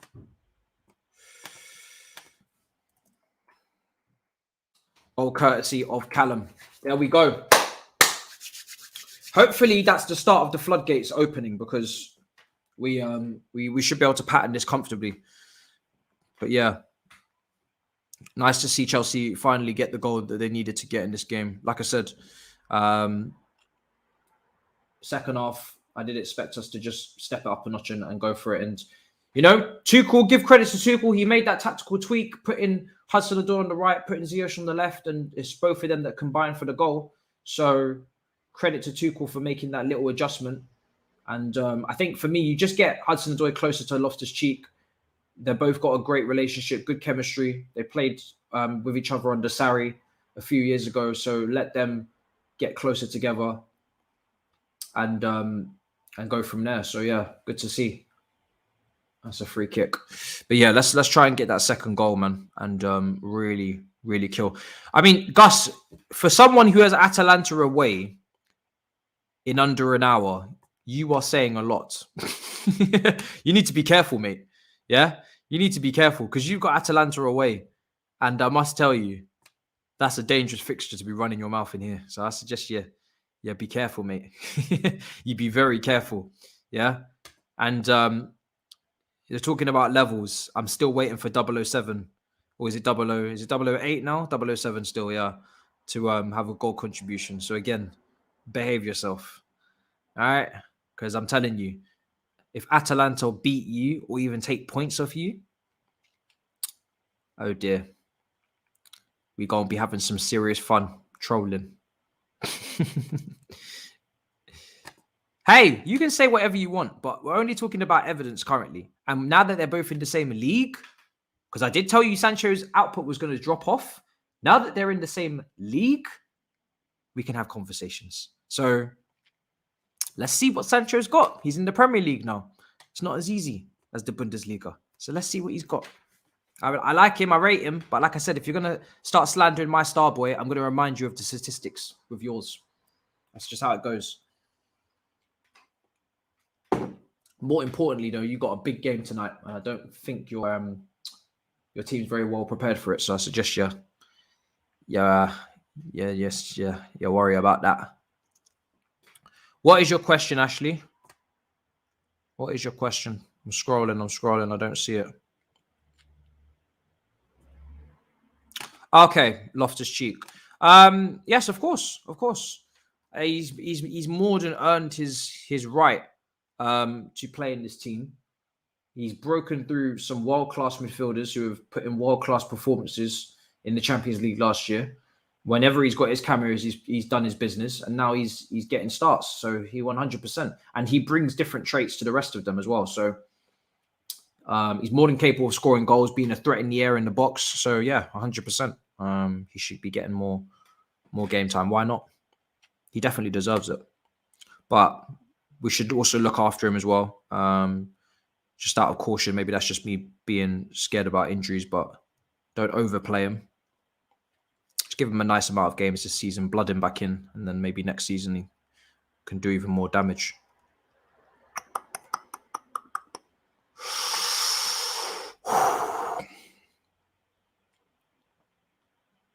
Be nice for Ruben to get a goal for sure, yeah. 60 minutes gone, 1-0. Big up. Appreciate the support, Ashley. Appreciate it. It's a great show, I must say. It's delivers every single time. Every single time it delivers. Don't think there's been a boring show since we started, I must say.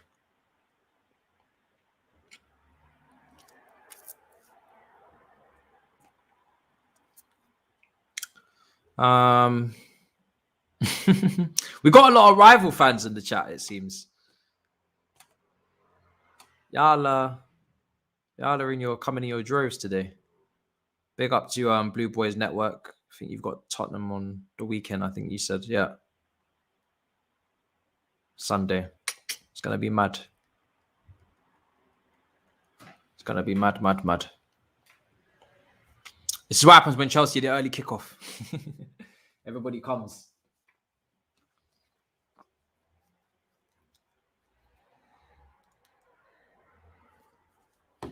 We are the early kickoff. Okay, so 1-0, 62 minutes gone. I would love to see a second goal just to make this game probably assured.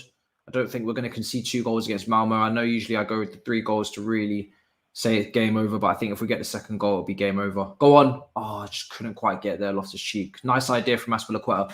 Get the second goal and let it go maybe for 10 more minutes. And then for me, I'll start rolling in the changes. I'd love to see Harvey Vale to get his debut. Really would. Probably asking for a bit too much considering the game's not done, but I'd like to see him come on if we get the second goal. Who else is on that bench? Sal Niguez could get some minutes. Barkley could get some minutes. Pulisic, I don't know.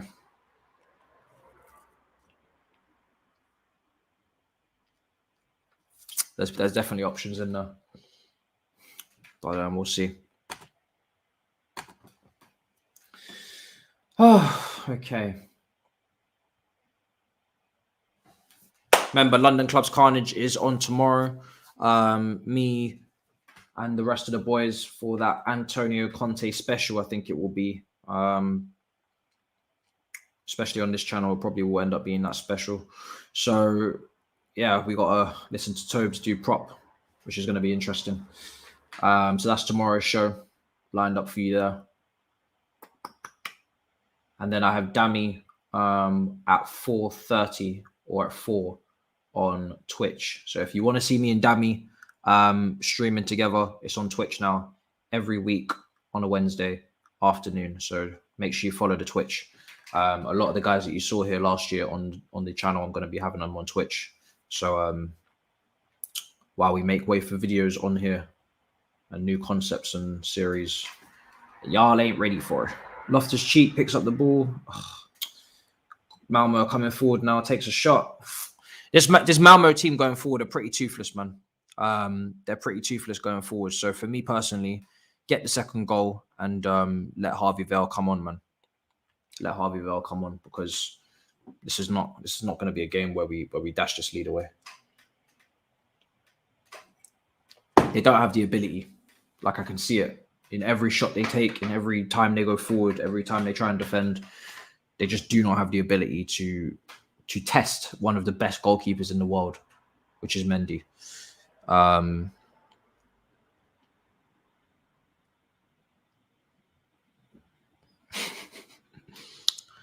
Gus is doing serious work, serious overtime in this chat. Jesus Christ. I'll let you man argue with him. Yeah, you could bring on Saar, rest Rudiger. That's another good point.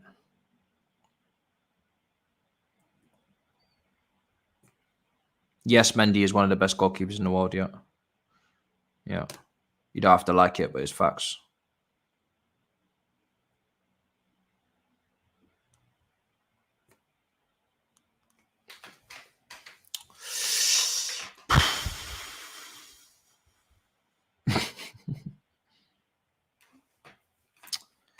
Um,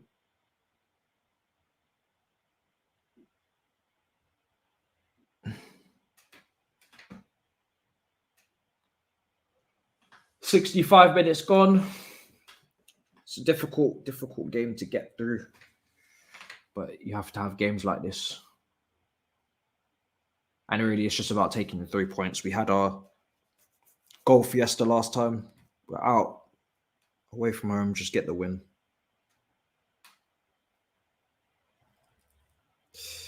All eyes on Juventus versus Zenit later on.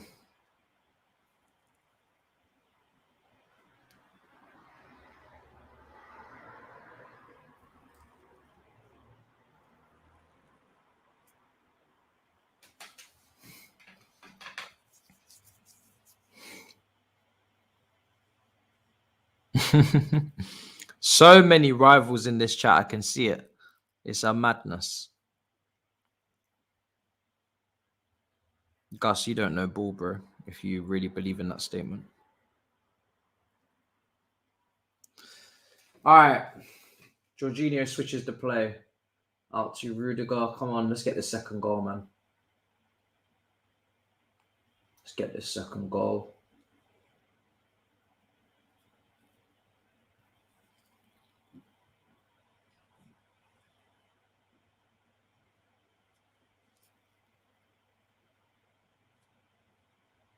Aspilicueta, Ruben.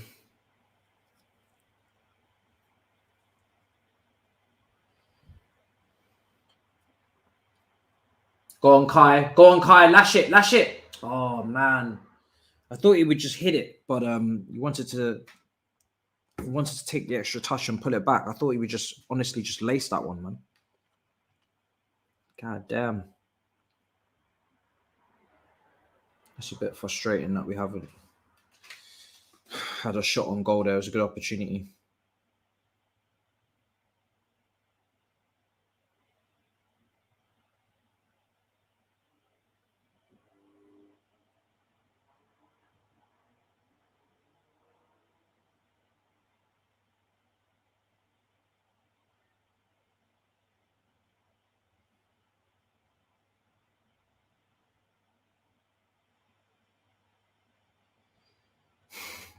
My God.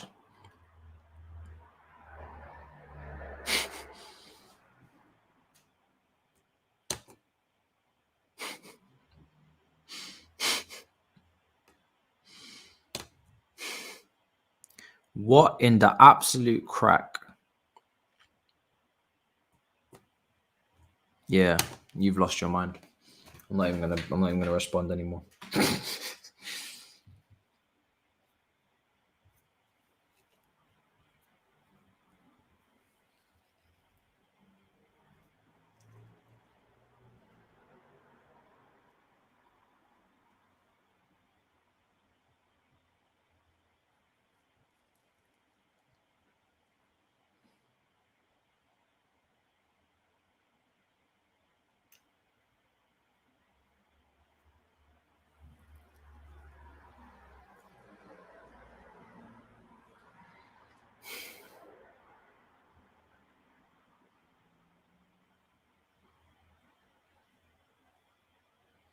"69 minutes gone, and need this second goal, man. Seriously, let's get the second goal because they're there for the taking. We've seen how weak the goalkeeper is.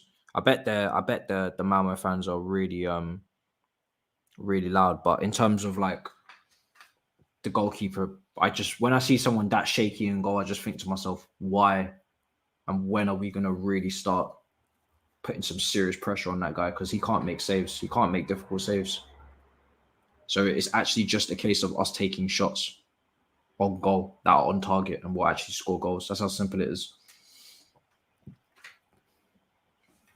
That's probably what's most frustrating about this, not getting the second goal.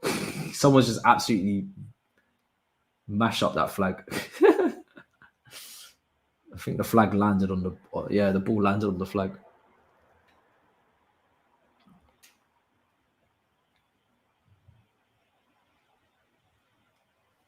Anybody who shoots would be great right now. All right, playing out from the back, Aspilicueta. Was that Aspie? Aspie's taking up some very interesting positions.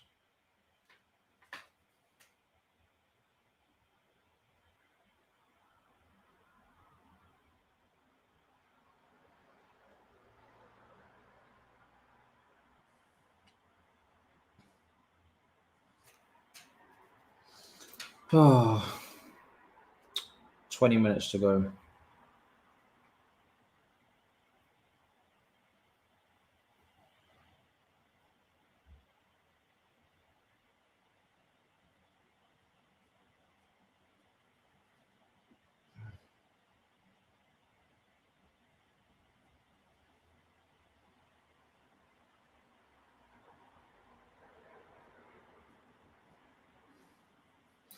They really need to sort out this maybe make some substitutions. I'm not sure. Ruben breaking free. There we go. Let's see what you got now. In a bit of space. Kai out to Ziyech. Oh, God. Ah, man. It's so poor.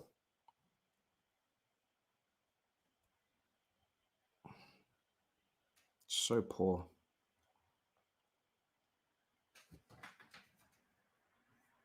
Pulisic's coming on. All right. Well, the fitness staff will know. So he must be if he's on the bench, then he must be ready, I guess. So let's see how he does when he comes on.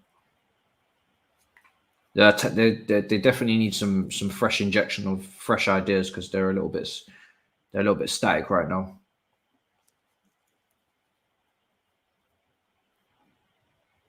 Could definitely do with some fresh ideas.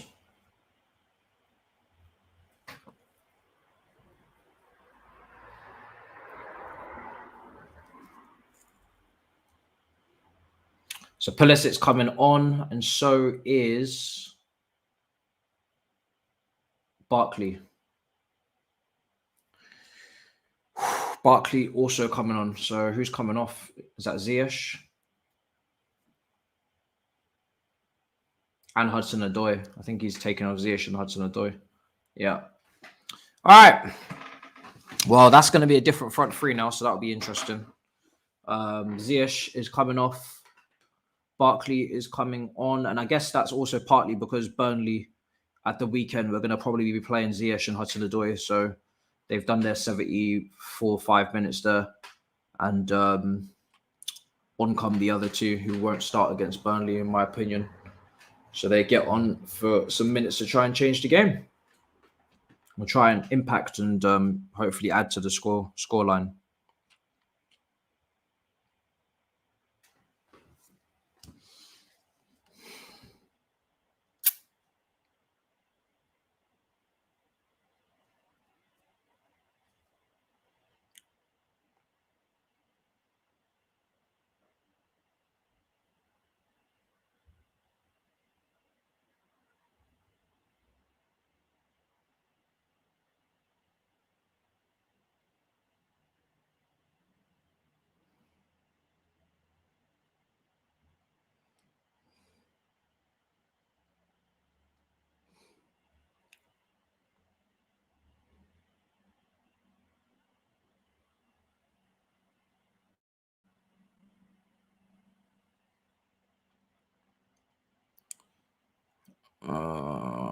This chat is mad.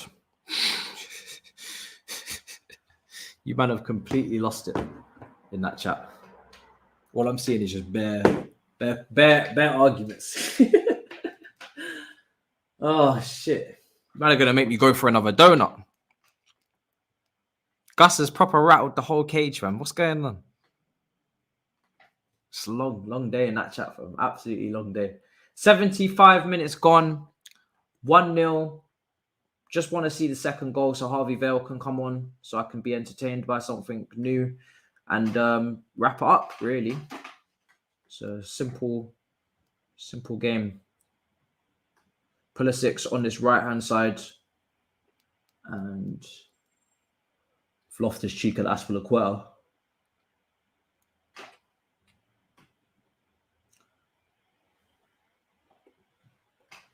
Here is Barkley out to Rudiger. Barkley again. Nice pass. Very nice pass. That was a wonderful pass. Oh, blocked. That was a wonderful pass from Barkley. Credit where it's due. That was a lovely pass. He's had probably some of our nicest passes in recent weeks. He's had some really nice passes. Great pass against Southampton for Azpilicueta as well. That was a really good ball. Very, very good ball.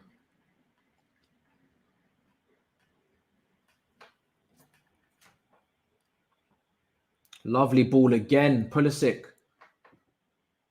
Barkley again with a lovely ball into Pulisic. It's two lovely passes behind the defensive line from Barkley. Here's Loftus-Cheek. And taken away. That was really, really, really nice couple minutes for Barkley there. Really, really nice. Lovely passes.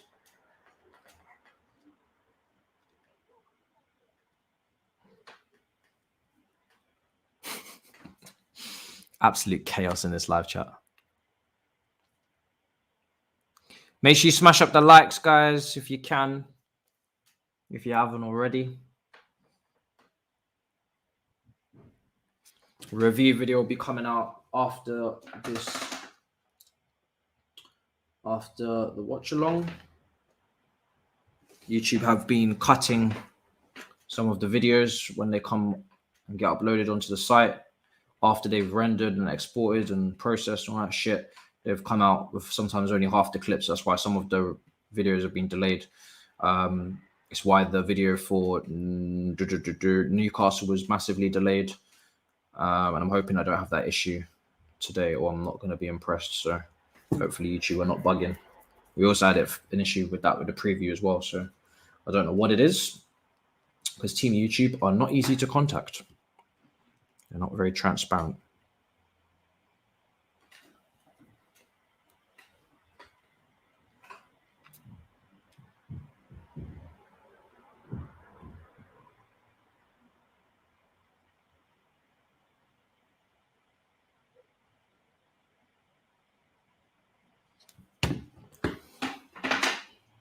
Shot from range over the bar.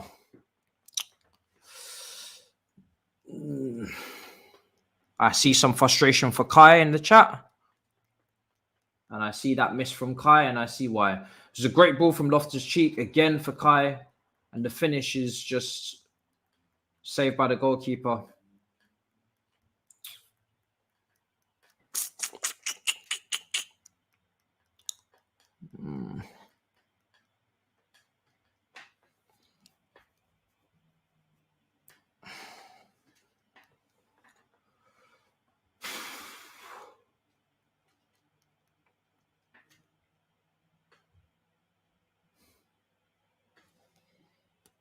Thiago Silva. Go on, play that pass.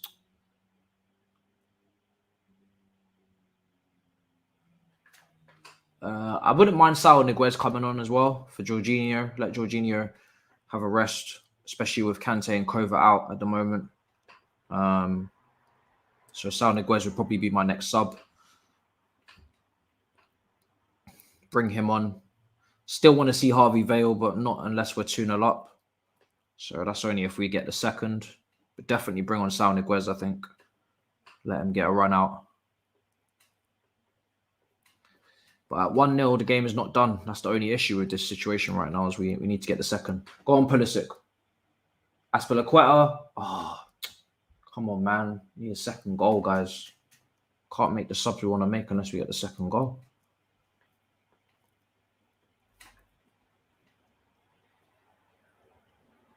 Oh, that's a bad challenge by Loftus-Cheek.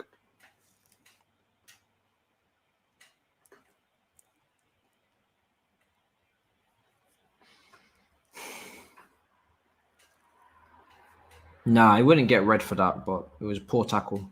He was. I don't think he went in dangerously. He was just really late. He made the slide tackle too early, and by the time he was coming towards the end of the challenge, that's when he was actually starting to get to the guy.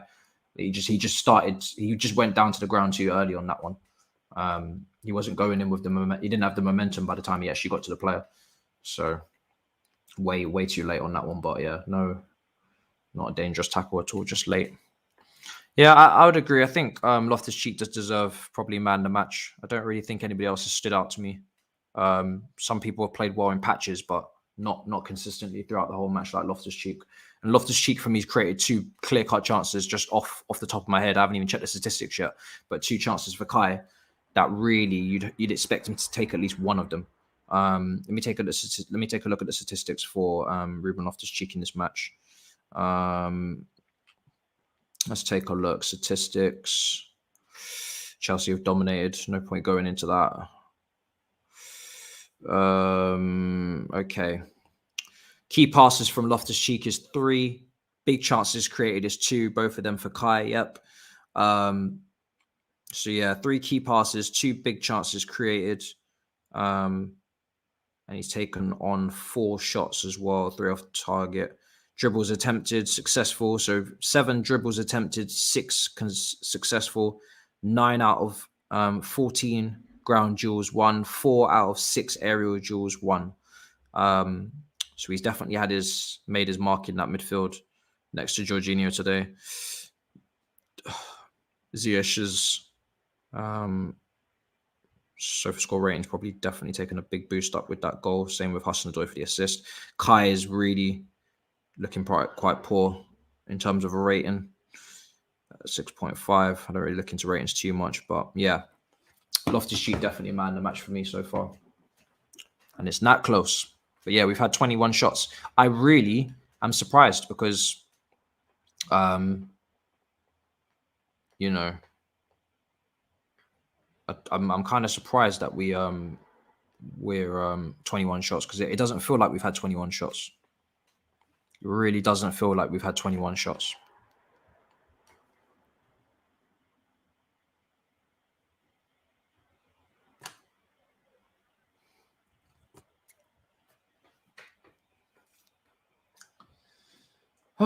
Okay. Are we going to make any more substitutions is the question.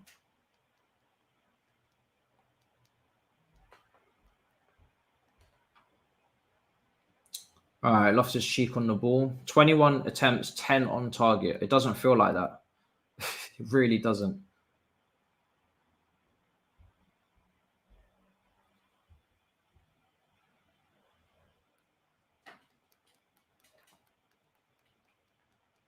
It's a bit scrappy now.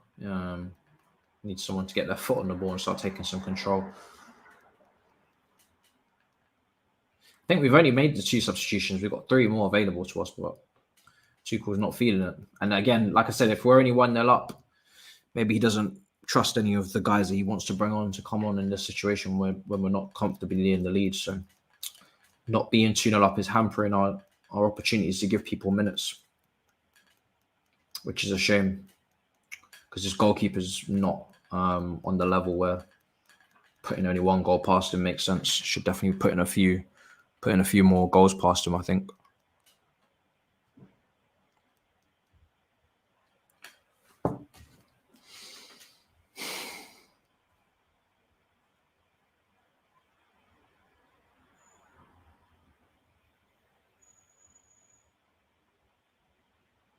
Yeah, you can block that, Toby. That's a fake one. You can block any. Yeah, when they're not modded, you just know they're fake. Simple as that. I've got most of the YouTubers modded. The ones that they usually make bot accounts on anyway, they're modded by now. Oh, go on, guys. Come on.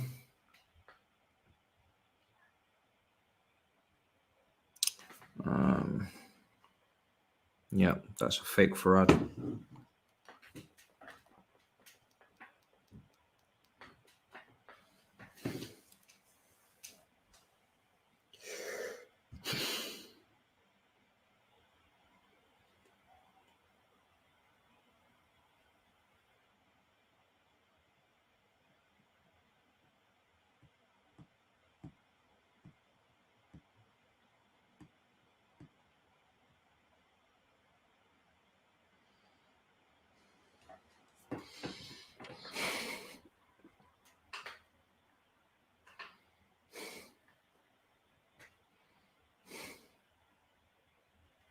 Yeah, we are missing a lot of chances.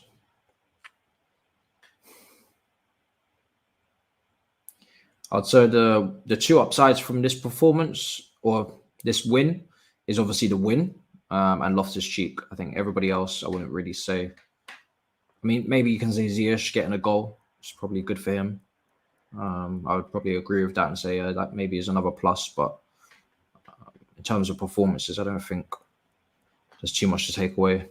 In terms of positives, it's like just meh, just whatever, it's just decent. Nothing special. I think Kai's definitely not come out of this one well. Not great from Kai today. Missed some big chances. Had a hand in the goal with the link up, but overall poor.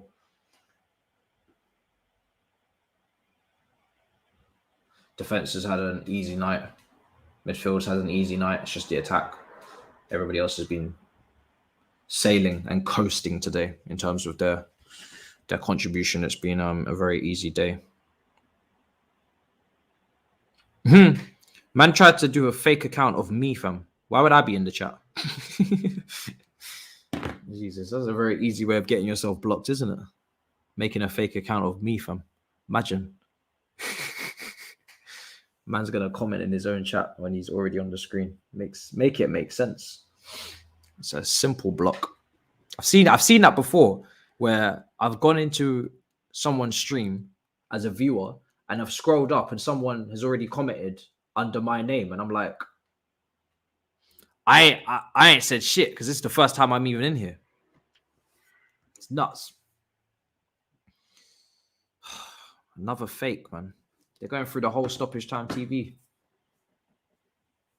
Done a fake Farad, fake culture. Maya doesn't have a YouTube channel, so you can't do him, but bloody hell, man. They're pushing it. All right, a couple minutes to go. Offside, Malmö. Bro, this is mad, bro. Just fake after fake after fake after fake. Oh, shit, fam. This chat has been hilarious. Okay, super chat. Saggy Snacks or Sacks. We really play some stinky football. No creativity, no intensity, just vibes. I don't think it's like that. I just think the forwards are a little bit meh. Like, we play good football, in my opinion, and we put ourselves in a position I see why now you guys are all laughing. Now I see what the comment was with my account. Jesus Christ. We put ourselves in a position to potentially. What in the fuck is some of these bots from are getting real creative with the lingo? Jesus Christ. What is going on? I just think the forwards are not playing well enough. Like, they're having their opportunities, they're in space. Like, what more do you want from a system? You've afforded some clear cut chances. We've had 21 shots, or whatever the hell it is, 22. We've had so many shots today. They're just not being put in the back of the net against a very, very average goalkeeper. So if that's not gonna, I don't see how we can blame anybody but the individuals up front for that. Wow, this is mad, fam. Every single fake account we get in here is just coming up with some next bullshit, fam. We've had Turkish. We're going to get rants next, I think. Saeed. Let me see if I can do something with these settings, fam. This is long. Can't be asked. Last few minutes, Malmö are trying to apply some pressure. Hopefully, I don't see no madness.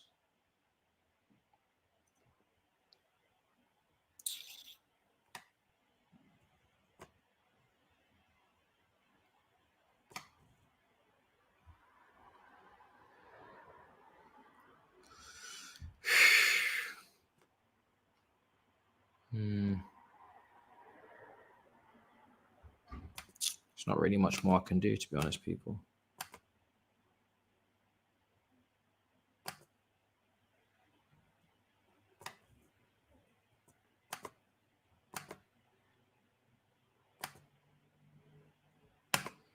There you go. You're not going to like that. Update. You've now got to be a subscriber for 60 minutes before you can comment. And there's no way. In fact, you know what? Fuck it. I'm just going to go longer, because then anybody who's created an account for this stream specifically won't be able to comment. So, yeah. If you haven't been a subscriber for at least 3 hours, then you can fuck off. There you go. There's always a way. There's always a way. Yeah? So now we're about to dilute this shit down. There's not much chat now, is there? And I'm going to start doing that more often. In fact, that might be the new setting from now on. So whoever's making backup accounts, you better start making them real early. Yeah? You better start making them days in advance before I stream, because I'm going to start doing some mad lengthy times if this carries on, fam. I'll do a week. I'll do all that shit. So you man are going to have to really sort yourselves out, because you see, there's a little button on YouTube called custom. So for any YouTuber out there, you can do the 20 minutes for new subscribers, or you can go custom. And if you go to custom, you will find a year, 3 years. Oh, it's beautiful. It's fucking beautiful. Cheers, everybody, to a healthy chat with no fucking idiots. Huh? There you go. Now we've found a way. Now we found a way. Man, we'll do a week, a month. Fam, I'll just keep upping it. Right now, I'm just gonna leave it at 3 hours for every stream. And let's see if they can make their Gmails quick enough. You know? Let's see if they can make their Gmails quick enough to get involved. If they can't, shit, we might have to up it. Might have to go 1 month next time. That means you're gonna have to make a Gmail. You're gonna have to hold on to it for a whole month before you can even comment. And then when you do comment, you're going to get blocked inside 5 seconds by the mods. So all that work you're going to have to put in just to comment one time. Fuck 20 minutes of being subscribed. It's going to be a month. Imagine. That's peak. Imagine. That's peak. So I think we've solved our issue because no one's going through that unless they're really sad. Like that's going to take a serious sad case to do a month. And Pulisic misses an open goal. Jesus Christ. That's a sad return for Pulisic on his first game back, but it is what it is. It's not really a big drama for me. My biggest accomplishment today was not the 3 points. It was finding a way to get rid of bots. And it is a beautiful revelation that I've just found. And it's offside anyway. Full-time whistle blows. Chelsea have done the business. 1-0 just about.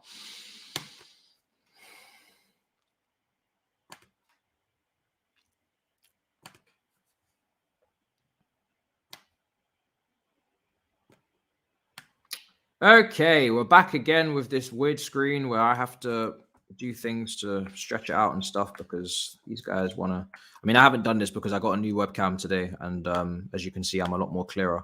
But that also means that I haven't been able to edit, but there you are. Okay, so full-time. I think that's fine. Yeah, full-time, 1-0. There's not much to say. I'm not going to say much here because I got a review video to do and that's going to be interesting. But yeah, I think the biggest accomplishment today was not the game, not even the result. It was the fact that we figured out at last how to get rid of bots. It is just wonderful. It is wonderful. So it's on 3 hours. I put you to the test. Good luck making those accounts.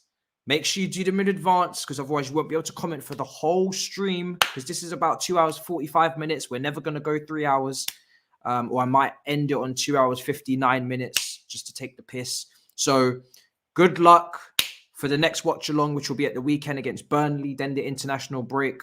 And let's see what the bots have got. If you do beat the 3 hour challenge, then we're going to go for a day. We're going to go for 24 hours and then we'll go up from there. So big up to everybody else who's been subscribed for more than 3 hours in the live chat and big up to all the viewers who don't even engage in the live chat because that's just long. And yeah, I'm going to see you guys for the review after this. So yeah, big up your damn selves. We've got the win. It wasn't pretty, but it's done.